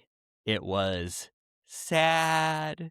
It was it was really, really sad to see them all going through this, especially how upset, obviously Sierra is. And then don't get me started on Jesse pouring out in a puddle of tears. Oh my God. He was weeping. He said he feels like he's losing a brother. I also feel like he's gonna, the way that Kyle cried for Sierra 2 seasons ago. I think Jesse is particularly hurt as someone who cares about Sierra so deeply.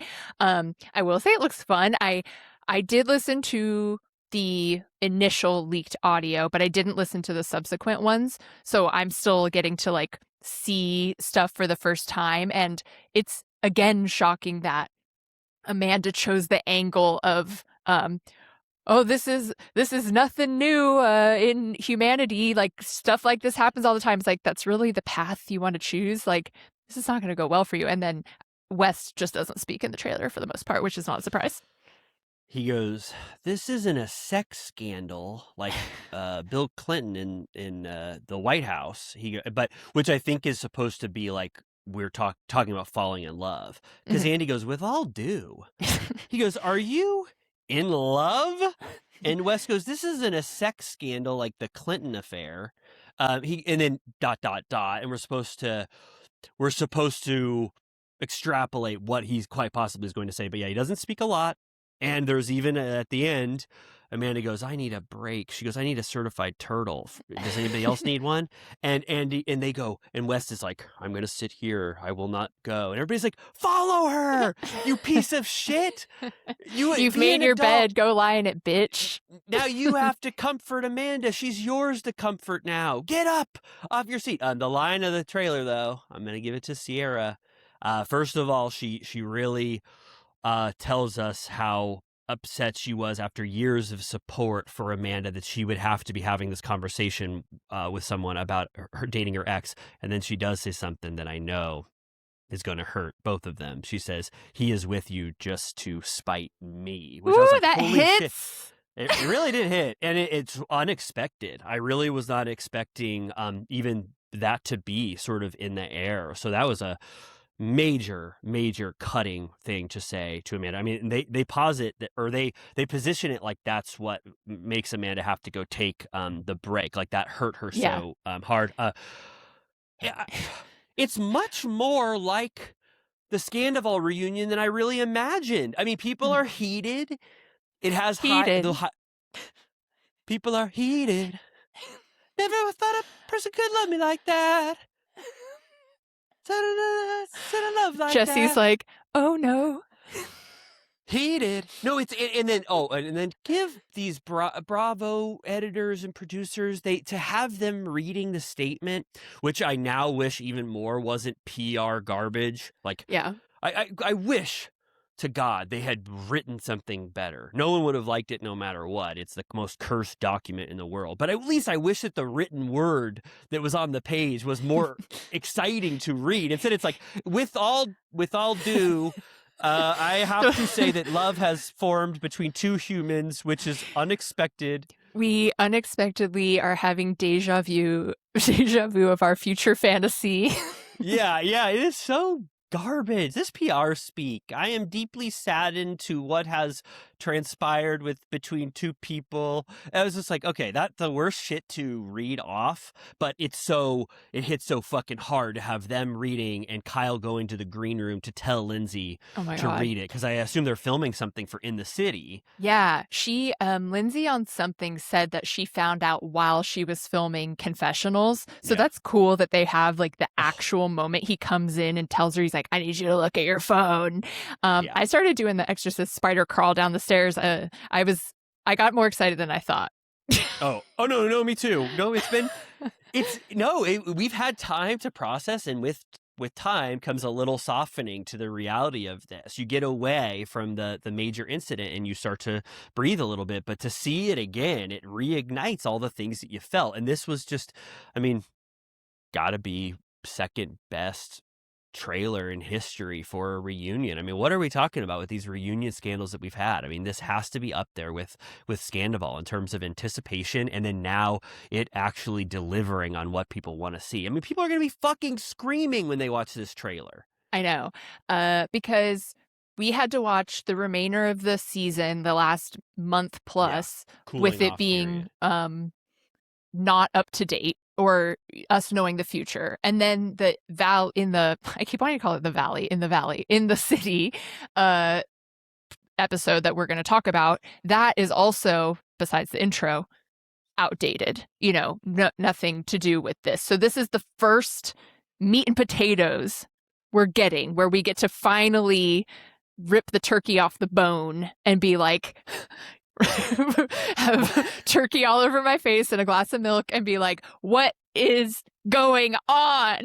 Yeah, I was gonna say, like, what are we at, the Prancing Pony right now? A big stein of milk, a turkey leg, and meat and potatoes. Is Samwise here with us? He's like, you're getting a Hobbit's main course right now. It's amazing. No, this was so good. Give me the Radagast red velvet pancake puppies, please. Oh, please. Oh, give me them now. No, this was everything. It was a dream to watch. I cannot wait for our fucking watch parties. Our watch parties are gonna go fucking through the roof now. We're gonna be having the time of our life. Like, now, like, this is what people wanted to see, exactly what they wanted to see. And it's so perfect that reunions are filmed when they are, that we get to bottle the emotions that they all had. That's what it feels like. It's like going back and being like, fuck, this is how it hit them. This is their reactions. This is the emotions. Lindsay had a good line. Got to give people some credit. Lindsay goes, "This man sits when he's in love or when he's attracted to someone. You know who else does that? Gemma, my baby." And I was like, holy shit, that was pretty cool too. That was a good one. I love that sitting made the evidence. Yep. Also, there's something to, I guess Scandival had this too, but Summer House specifically, because it's an ensemble, it hits differently when everyone is pissed about something, whereas on Housewives, it's like potentially a pile-on. Like, Dorit was like, you guys have formed an alliance against me. And Summer House, that doesn't count because they're like a family. So if people in the family acted out, they're like, you hurt the family unit. Like everyone is worried about the sanctity of the Summer House. So it kind of, I'm excited to see from top to bottom. I guess Levi is the bottom and Lindsay is the top, in that they aren't they don't have to do with the scandal themselves, like it's not their relationship. I get exactly what you're saying. Yeah, this cast is God, it reminds me of always when Schwartz wanted to be a bedbug for a second last season. And he goes, "Don't ruin this." He goes, "Earn it," but he goes, "Don't ruin it like my show where Sandoval fucked up." He goes, and then now it's like he could have been speaking to them all now, to West. West should have been in that room. Don't ruin this all, because I actually value everyone's perspective on this. And I remember when James and Lala were heated, you were almost like, okay, yeah, great, but come on, let somebody else give their perspective on this. You guys are kind of the squeaky wheels that need the grease really bad. But in this affects everyone, and I value everyone's perspective because they're kind of dealing with the entire legacy of Summer House when they talk about this scandal and Amanda. So that's why Jesse's crying. Did you see Jesse's crying? He was talking, he's talked a lot. He was on a press tour for his music tour, so I've seen him talk a lot, but he said that at one point he said to West, "Are you guys fucking or not? Like, I keep hearing this." And that West said, "You would be the first person I would tell." Like, it was like nasty lying, not just like through like avoiding talking about it. He was like, "Of course I would tell you, my closest friend in the house." And then he just actually was.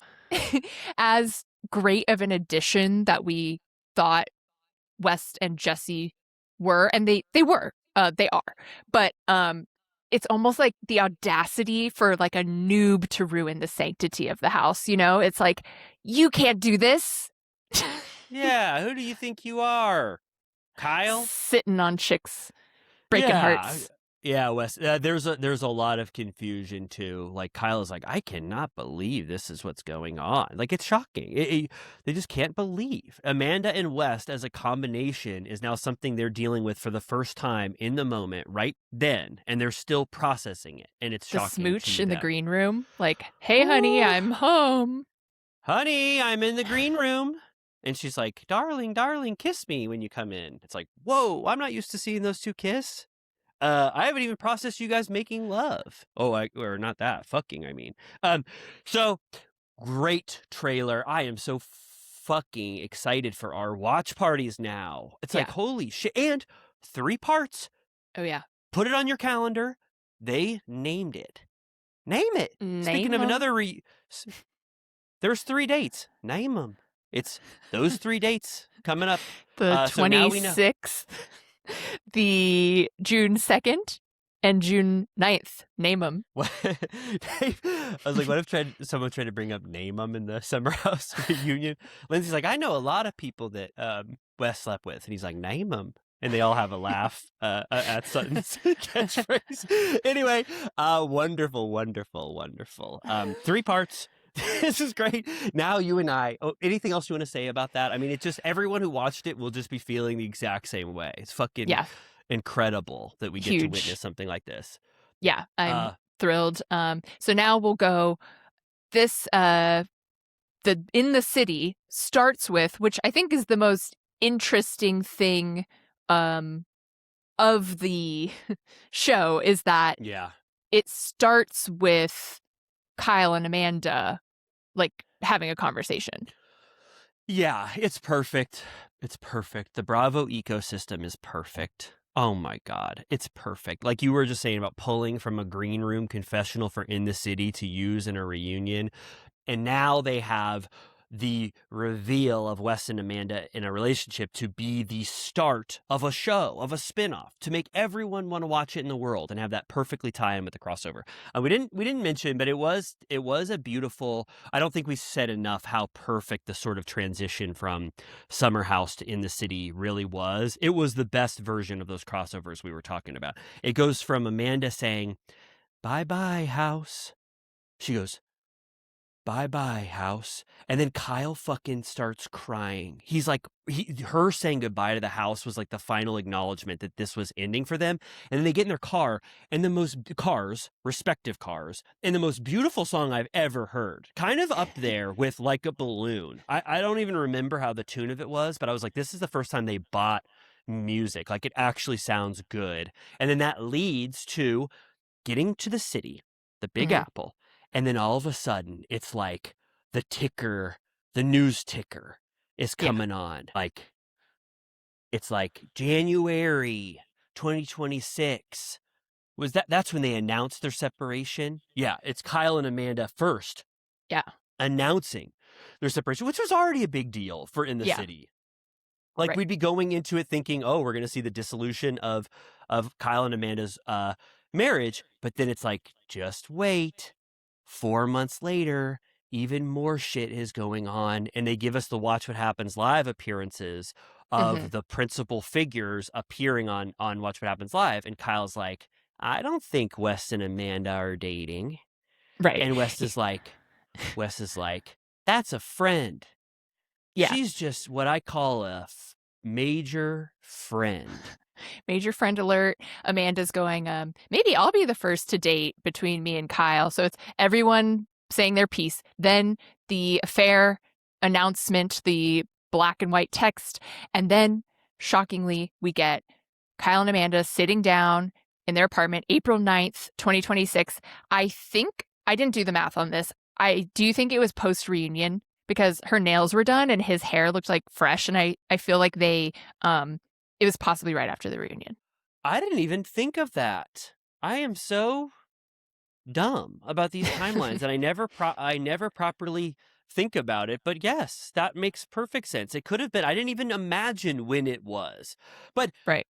To me, I don't know why, and I don't think anybody will agree with me. Maybe you will. But I was very struck by the tone of this conversation. It gets so heightened in my mind when I'm processing the scandal and what it means to all of them. I imagine New York City like in Escape from New York. Like I pictured Chuds coming out of the tunnels, screaming. I pictured sirens. I thought Amanda would be like just fucking a mess. Like, and then instead, she gets it gets in there, and it's like, here's Ryder, here's Reese. And he's like, I just did deadlifts. Look at my legs. Can you feel my thighs? Look at my deadlift body or whatever. And I was like, wow, this is post all of it. And you guys are having a conversation like this that's pretty average. I mean, it's very emotional. It's a beautiful conversation. I absolutely loved it, but I was very struck by the kind of the tone of the conversation overall and how they were able to still be very respectful of each other throughout this whole thing. My thinking was that she's lucky that Kyle will do anything for the show, that he takes his job very seriously, and that I was surprised that we heard they were doing pickups, but I thought it was going to be like reactions, not them. So that was cool that they did that, you know? A full scene instead of them just processing the news. I did not expect that we were getting it. No, I have to say, I think Kyle still loves Amanda, and I think he would have done this scene regardless. I mean, he's treating her very well. Like I was very proud of Kyle. It reminded me of the tone he struck when he was like, "Please call off the." The hateful comments on my wife. She's going through a rough time. I felt like he would have done this no matter what. And it just shows that how much he values her, that even though he feels betrayed by West and her, that he was able to have a conversation that was still very emotional and show that he cares about his wife of Yeah, 4 it's years. literally his wife. Like, people are like, Yeah. when they did the carpet together, people are like, oh my God. I'm like, they're literally still married, technically. Yeah. Kyle, you know? I mean, I'll just say this again. Kyle does not think Amanda is a bad person. He says Mhm. it. He does not Mhm. think Amanda is a bad person for what she did. He says it over and over again. So he's treating her like someone that he loves, and they end up having more a conversation about their relationship than anything else. So it starts out with Kyle being like, I want to support you during this fraught time where you are sort of the villain of Bravo. Mhm. But I have to ask you a question. Were you out on me and our relationship during the time of filming, which is one of the most pressing questions that most people have. It's one of the big things that people were wondering if Amanda was willing to let her relationship with Kyle crumble because she started to get heart eyes with West. And she goes, no, I was trying my hardest for as long as I could to make this work. And he's like, even at Thanksgiving.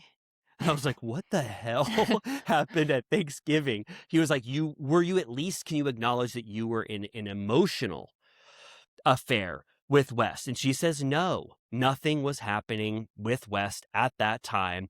I was still trying my best to be in a relationship with you. And the accusation that you think that I was unfaithful during this time fucking hurts me, because you were the one who has been unfaithful in our relationship. And I really thought it was a interesting rebuttal, to Mhm. say the least. And I kind of understand if Amanda wasn't with West during that time, which I don't think anybody will believe Amanda when she says this, but if she wasn't, then I do think it was right for her to call out the hypocrisy of Kyle questioning her fidelity to him. And then he's like, I cheated on you once. It was one sex. One night stand. Yeah, it was a one night stand. And she goes, no, no, it wasn't. You made out with someone. And he goes, who? And she goes, it's on camera. And he goes, okay. And you could tell he is so fucking busted in the moment. And I want to say this. He's busted in the moment because he knows that he's cheated more times than just that one time. So he just fully lets her have it, that he was caught on camera making out with someone. And I know personally from a friend of a friend, who I would have never said this during the time when Kyle and Amanda were actually going through it, but I know someone personally who has a friend who knows that Kyle slept with that person while Amanda and Kyle were in a relationship. So I think there's more cheating allegations that are even going to come out. But I'm not a 3 or 2 or 1 or 5-time person. It's cheating. There was trust broken in the relationship, and Kyle cheated. So Amanda immediately sort of gets the moral high ground in this conversation, in my opinion, at least about the fidelity aspect of this thing. I don't know. You tell me. I mean, counter me all you want. No, Major gotcha. She's like, you made out with someone while we were married. He's like, says who? She goes, there's a video. And he goes, all right. Like, goes, okay. there's no getting out of that one. But so I will say, I feel like, when we get to the show at large, it's them going to therapy. It's really not working. They're going through it, which is, I guess maybe that's the work that she's talking about, because I feel like when she says, I did everything I could to make our relationship work, and I'm like, I feel like neither of them ever did the work, like staying, like not leaving isn't doing the work, like just because you didn't leave and you just stayed and talked about how bad it was isn't really doing the work. Like, I never really heard either of them talk about the way that like someone like Carl would say, I realize that I'm drawn to this dynamic for X, Y, and Z. I'm triggered when you do X, Y, and Z because of this. Like, there's just never, it was always just complaining. So I guess, I don't know. I also want to take a look at the whatever timeline someone made of all of the West and Amanda date nights to align them with this Thanksgiving talk, because I'm like, to even not say that you could at least be like, we were inappropriate, or like I really found a lot of comfort with him during this time. Like, to just be like, how dare you insinuate that I was inappropriate with him, when it's like, of course you were, but she's like, okay. I think I'm like, you're not going to take any ownership whatsoever about the fact that you guys were having I mean, we saw it like when they hugged in the foyer, like something was going on, whether or not they had sex or not. Right. Yeah, I guess it's like, was the love that they were talking about? Was it falling in love? Was it a friendship love that started to be viewed? I mean, we're going to learn all of these things, but I don't know. I just besides them lying their asses off in this moment because they were busted, like, I didn't think Amanda was like a huge fucking liar all of my life. Like, I know what you mean. It's like, why can you ever trust anything? But I was just like, I don't know. They lied, and I totally understand. But does that mean that like every statement they've ever said previously to this needs to be looked at differently because they were willing to lie to their friends during this scandal? I sort of snagged on when she was like, she said she would never do that to Kyle. That's not the kind of person she is. And I was like, I honestly have to reframe you I never thought you would do that to Sierra, like in a million years. So I'm a little bit like, I got my eye on you. I'm just saying. Of course, totally, yeah, and you know, and I can't give full defense for Wes and Amanda, knowing that I didn't even think that it was actually true that they would have ever dated. I couldn't believe it in my wildest dreams that they would have started a relationship. So they fooled me as well. And if you told me that they made out at West's Thanksgiving dinner, I'd be like, okay, yeah, you did. All right, that's something. It's not sex. Kyle's like, where are you going with that turkey? And Amanda goes, West's. And he's like, huh? That's weird. Thanksgiving with West? It's like when Olivia Wilde brought Harry Styles that salad dressing, and Jason Sudeikis was like, where are you going with the dressing? It's exactly like that. He goes, stop driving to Styles' house. Didn't he jump under the back tires of the car so she couldn't get away? Not with that dressing.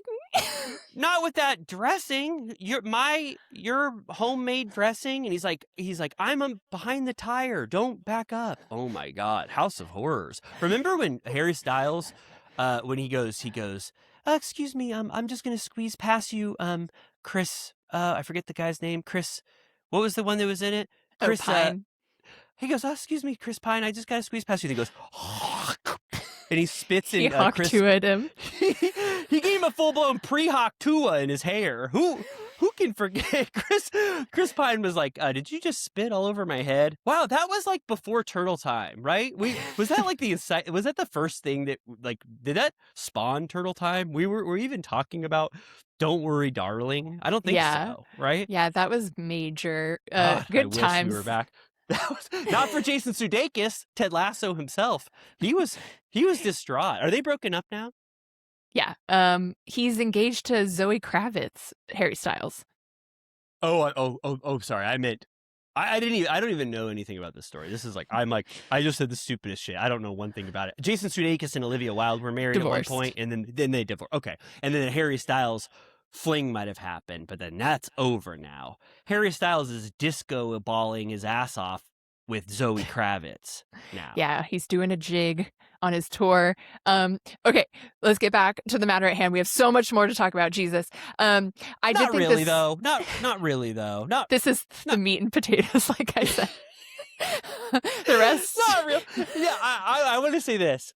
In the city, I love it. I'm ready, but it's hard for me to get invested in new people, like I've said 100 times. I'm not ready to fall in love with Georgina. I'm not ready to fall in love with Yvonne. I'm not ready to fall in love with Kenny. I love them. God knows me. I love them. God help me. I fucking love these people, but it was so much overshadowed by Kyle and Amanda that once you got me that, I'm like, I'm sold. In the City is already selling me on its premise by having Kyle and Amanda have these kind of talks on this new iteration of Summer House. Like, we get a deeper look into their relationship, but I was less enamored with the times where we were going away, obviously, to see Kenny at the bar and Tribeca and stuff. So I think that we can kind of give our overall thoughts while really discussing kind of what everyone cares about, which is Kyle and Amanda. Yeah. I did think it was a really sad line where she says, you know, there's a version of each of us that we fell in love with, and he's tearfully saying, I can't believe someone else gets the version I fell in love with, aka like the fun, lighthearted version, which is always the thing that you think about of like, if you break up with someone, the next person gets the person that you put all your fucking work into and like made better, or, you know, in their case, maybe for better or for worse. But it's like, you're like, no, like I invested everything and now someone else gets the fruits of my labor. Or in his case, he's like, you are now going back to square one of being the fun girl I met, and you were never fun with me anymore, but you're fun with him. Yeah. I thought it was one of the best like breakup quotes I've ever heard. I mean, both of those lines from them were really beautiful. I was really proud of Kyle and Amanda for having a talk like this. I thought it was sweet, and I also thought it was just so sad, because what Kyle is saying is true, you know, and you can sense how upset he is. But we have to go back in time. 6 months earlier, maybe even longer. 7 months earlier, and now we're getting a classic In the City episode. We start out with Lindsay Hubbard, our shining star, taking the first bite out of the Big Apple. She goes, I haven't had sex in 9 months. Yeah, she reveals that she got dumped by Turner Kufi, which we didn't know before. No. We had no clue. It was like, we didn't know if it was mutual. We didn't know what the hell was going on. But she said Turner Kufi said no more. And so she's broken up with, and now she's hanging out with Gemma. And then one of the coolest reveals in the world, not to me. I'm not saying I have to see babies' faces. I'm like, who am I? Give me that baby. I got to look at it and see its eyes and nose. No, it was just nice to see not an emoji, like an emoji saxophone, an emoji heart. I'm so tired. Even worse when it's the emoji baby. Emoji baby on a baby's face. I'm getting even tired of backwards baby. No offense. It reminds me of Coraline. It's scary. I don't like seeing. It's like button eyes. Like, and God help you if you're using button eyes on your kid, like Coraline. I don't like when it's like, you know, in a dream when you're trying to reach for a baby, and then when you grab their shoulders and turn them around, their hair is still on the back of their head. No, I'm not saying a baby. Come on, a human, and they you can't, you turn them. You can never get there. That's what I'm saying about these babies. There's something about seeing a baby's face. You gotta see it, or else your mind runs wild. So I was happy. Yeah, I will say I'm not even like a huge baby lover. You know, that's not usually what I'm looking for, content wise. But they played Gemma's reactions for comedy. I was laughing. Me too. She was like the Look Who's Talking baby. And for those who don't know, there was a wonderful franchise called Look Who's Talking, starring John Travolta as a talking baby. And it was, or no, he was a parent. Kirstie Alley, Bruce Willis, I think, is the baby. Sorry. Bruce Willis was the baby. And it is so funny and fun. And Gemma was basically that. They were like, do you want beets? And she'd go, huh?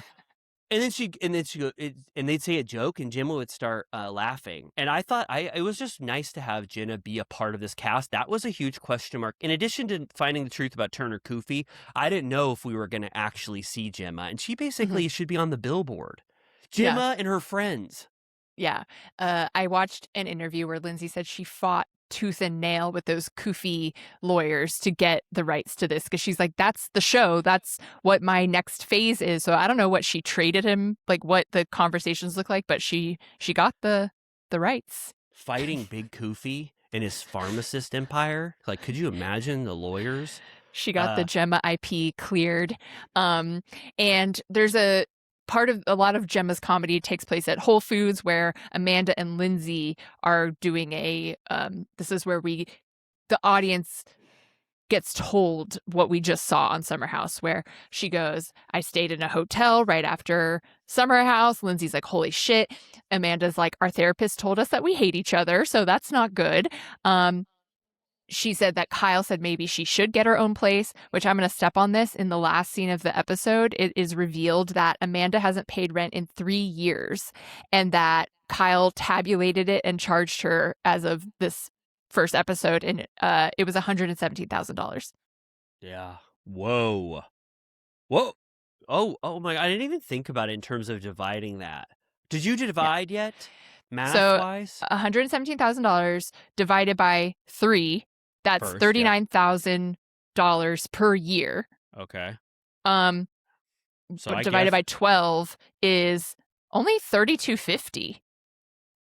Half? That's like almost normal. I wonder if he prorated it for her. Yeah. Yeah, there's so much stuff that this calls into question. Half before rent control.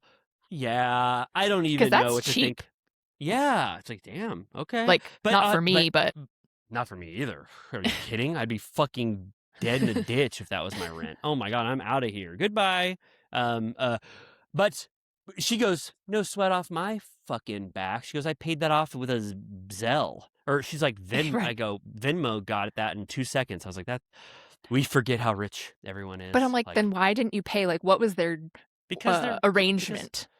Because Kyle said, I will pay the rent while we're in a obviously it wasn't a true deal because he charged her in the end. And then, not to step on it, but the second she had to pay, she was like, well, then I'll live somewhere else if I have to pay.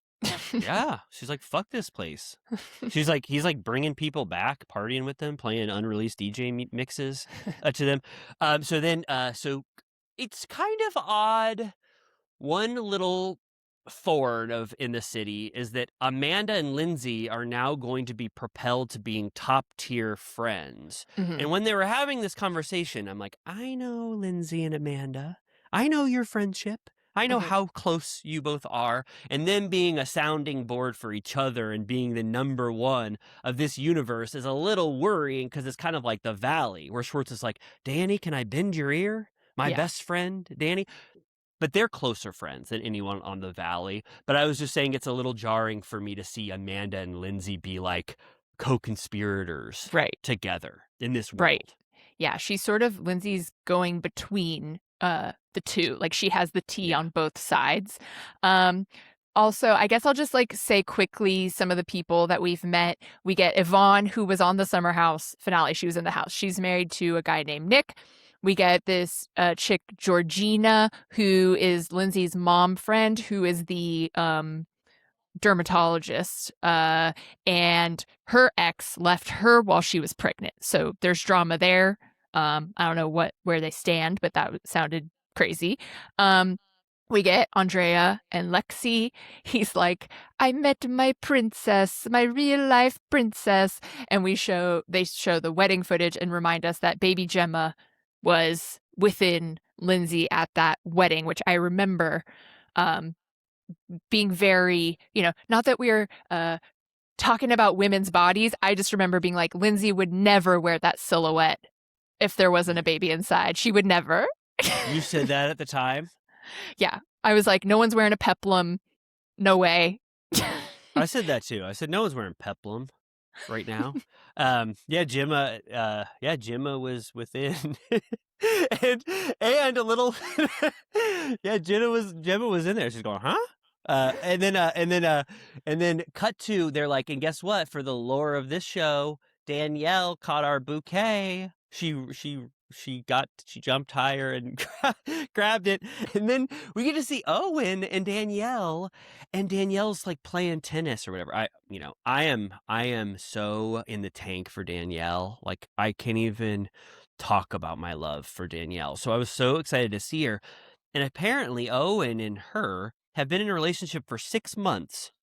Yeah. But they knew each other, I don't remember, 8 years ago. They started talking. There was a little bit of a, let's try something else. But then when they got back, they're fully back to the point where on the tennis court, she's being like, I need to get pregnant and I hope to be engaged soon. So and they even acknowledge that they're moving kind of fast together, but they're in love.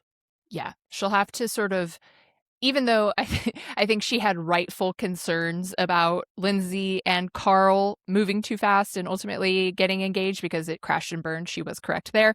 But she will have to possibly eat crow about doing the exact same thing. She's been with this guy 6 months, living together for 1, and then as of the show airing, she's extremely pregnant. So she was moving at the speed of light. So we'll see if Lindsay brings that up, where she's like, interesting that you think it's okay to move really fast when you were giving me shit left and right.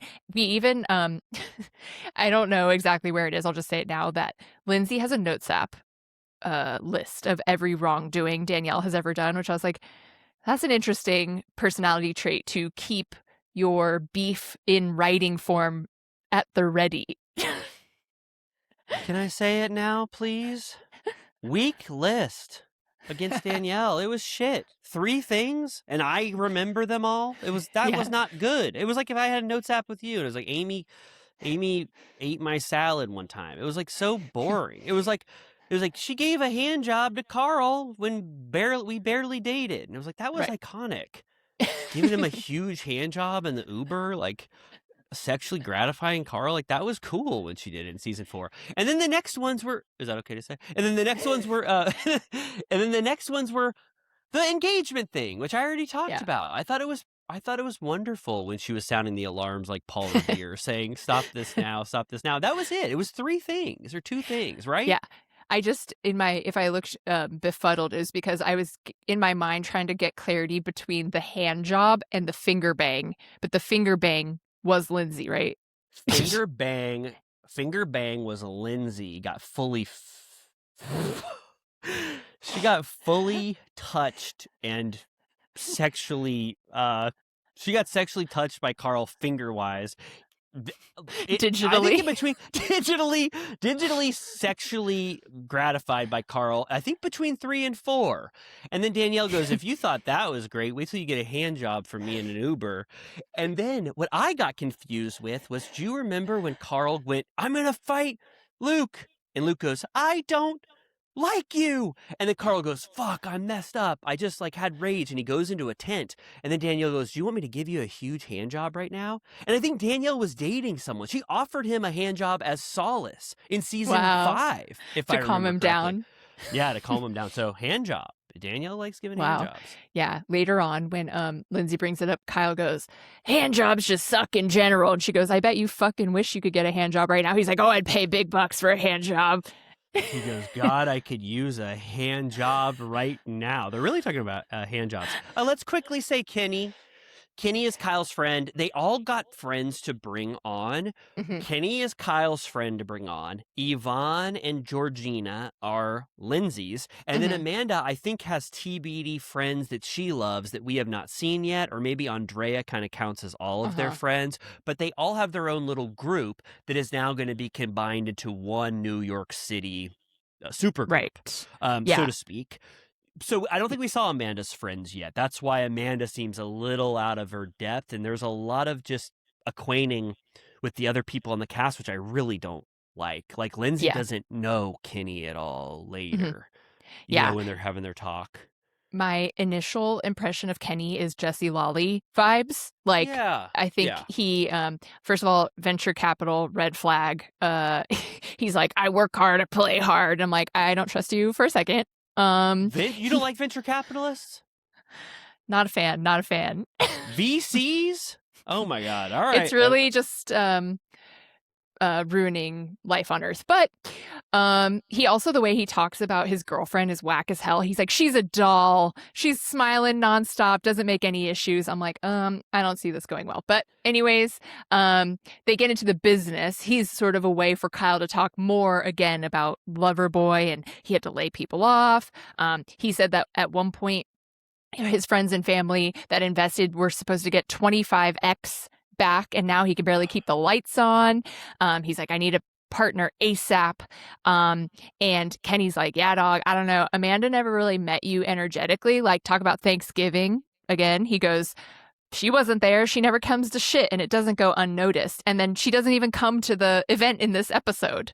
Yeah, the Thanksgiving photo they showed was so sad. His mullet. Kyle was wearing a little gobbler hat on, and he was crying over the turkey. It looked like the worst Thanksgiving ever. He was holding the knife to carve the turkey, and he was crying in a little gobbler hat. I was like, oh my God. These Thanksgivings. Bravo Thanksgiving is a real untapped unserviced marker. I want to see what happens at all of these different Thanksgivings. But let's skip forward to now kind of the tail end of the episode. It's the two bar scenes, actually 3 when you think about it. They're really popping all over New York City. So everyone goes to meet at this place called the Garret.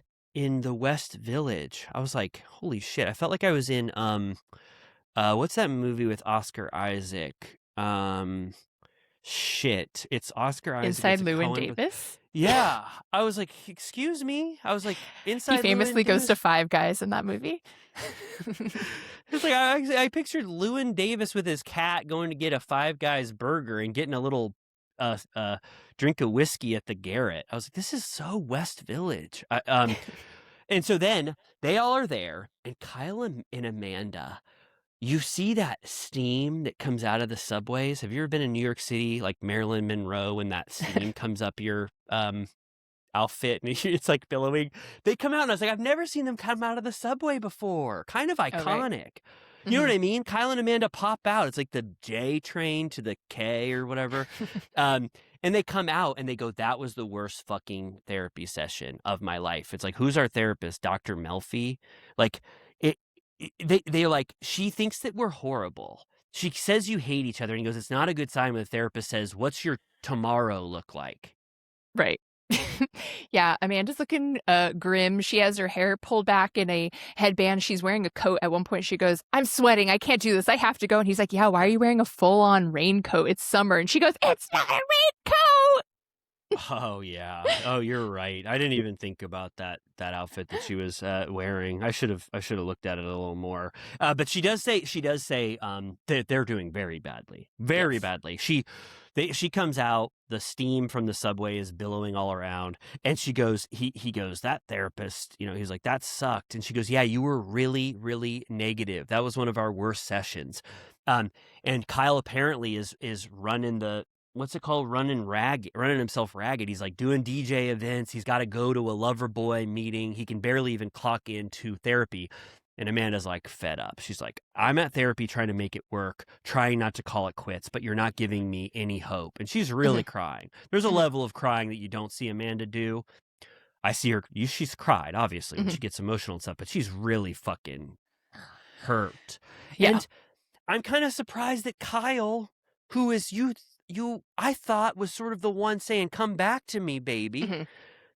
Like, what can I do? You're the one who's distraught. I've been sort of a burden. He's kind of like, if you're going to behave like this in the house, you should probably get another apartment pretty soon. Like, he's as mad at her as she is at him. So neither is really getting what they want from them trying to like rebuild. I mean, right. That's like, what I got the sense of from Kyle too. He was kind of fed up. Yeah, the seal has been broken at the idea of them taking space, and he's like, yeah, actually maybe you should move out. So then she's like, I'm not going to that fucking Garret shit. You have fun. And he's like, well, all right, I always do this shit alone anyways. It's fine. We get Lindsay checks on him there. This is where it immediately turns into like when Danielle comes in, Lindsay is like, shit, fuck.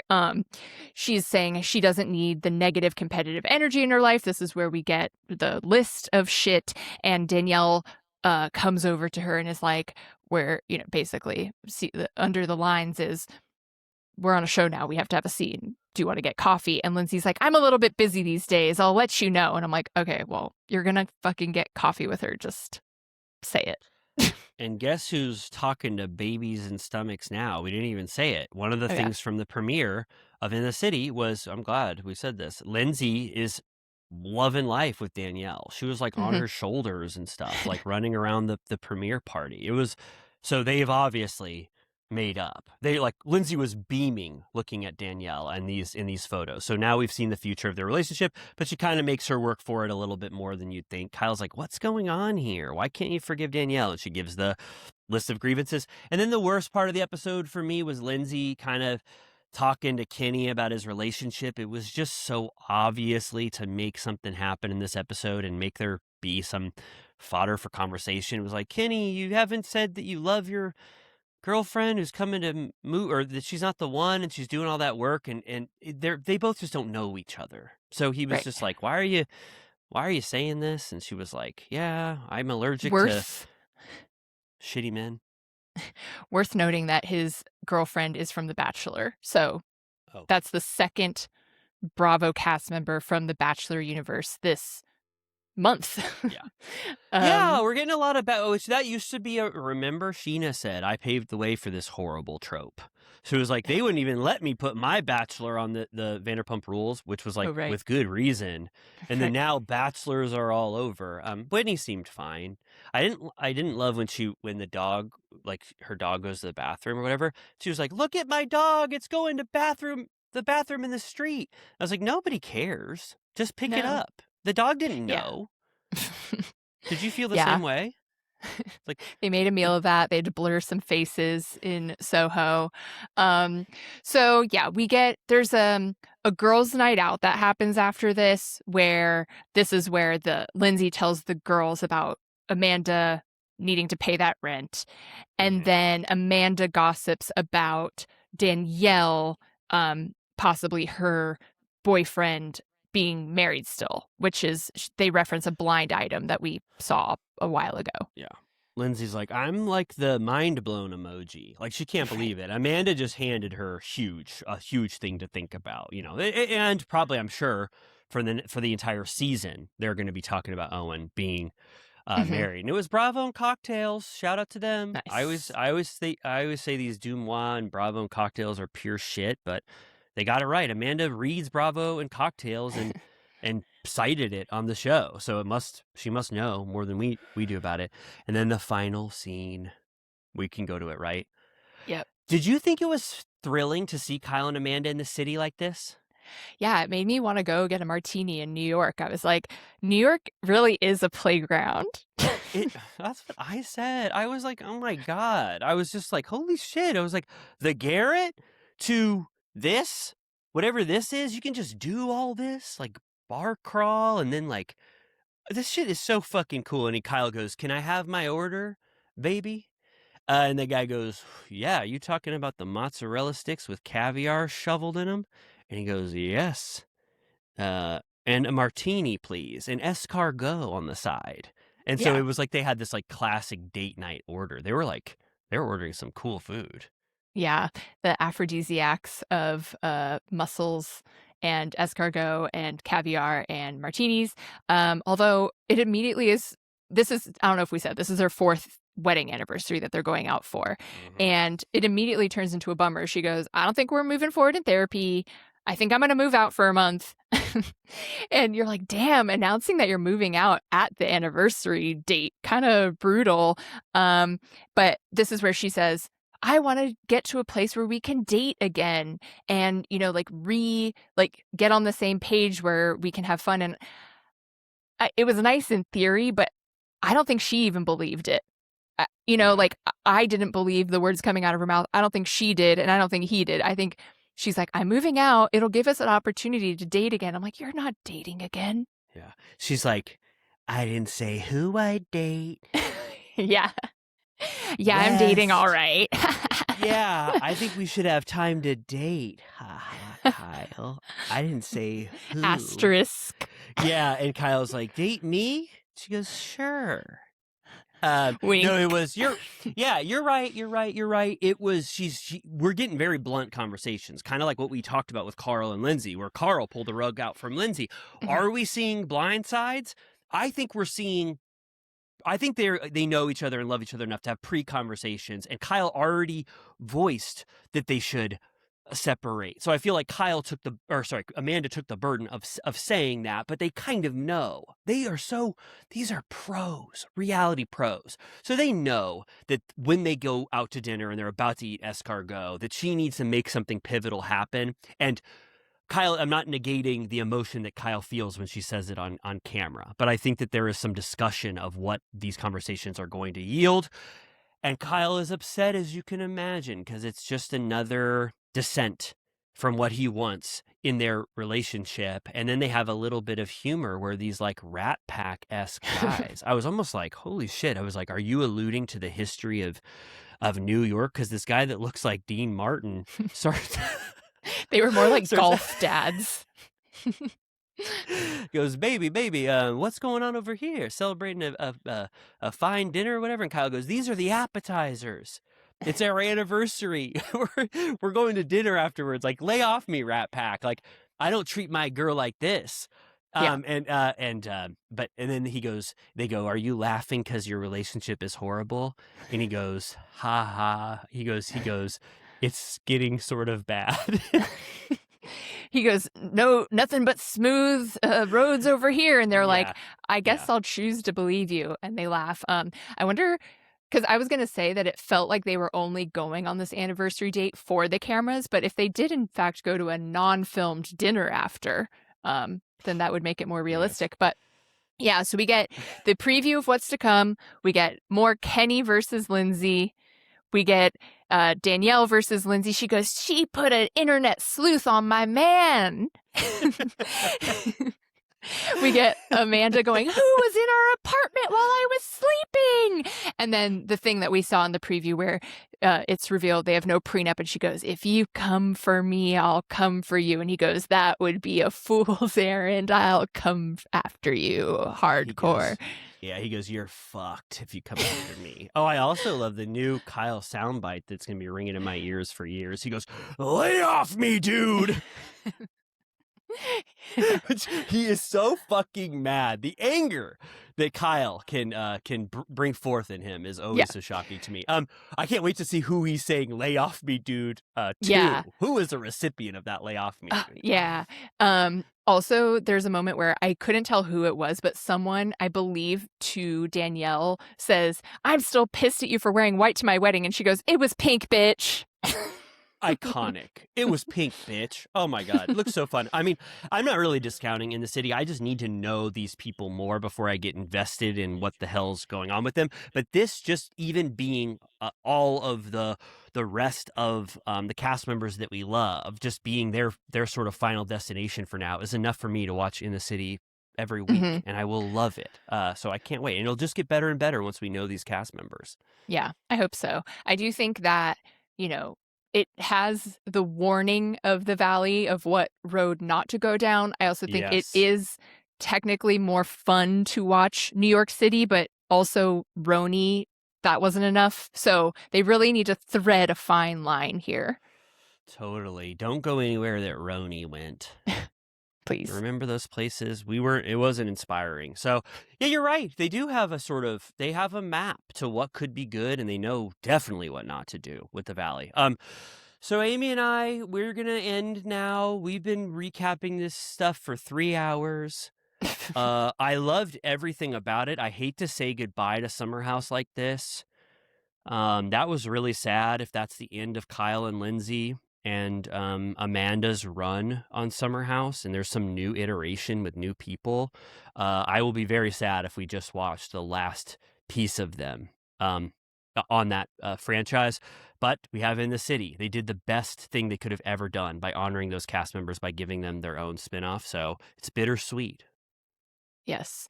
Kyle is, I'm sorry, the heart of Summer House. He just is. He's the pumping fucking heart of that house. He's like the telltale heart in Edgar Allan Poe. His heart is beaten under the floorboards. I don't know if I said this, but I loved that Kyle and Amanda were the last people to say goodbye to that house. It's almost like the Summer House was sprung from them, as a couple. Adam and Eve. Total Adam and Eve of the Summer House. It was like they were just leaving. They had to leave the Garden of Eden together. So, wonderful, wonderful. What else is there to say? Let us know how you felt about this crossover event of the century. I'm sure I said horrible shit that's going to curdle people's blood. Let me know. We love you all so much. Don't review us this week unless you loved it. YouTube, Spotify, go fucking nuts. Spoil us rotten. Yes. And next week we're going to be going ape about this reunion. I can't even imagine what we're going to have to talk about. Wait, is that next week? Yeah. Oh my God. Holy shit. Oh my God. We got to get in reunion mode. I'm going to start eating better. All right. Okay. Well, we love you all so much. We'll see you all very soon. Oh, and Friday's episode is going to have Rhode Island and Atlanta. So stay tuned because I heard that those episodes were rippers. So I can't wait. So we love you all so much. Amy, goodbye. Any last words? Ta-ta.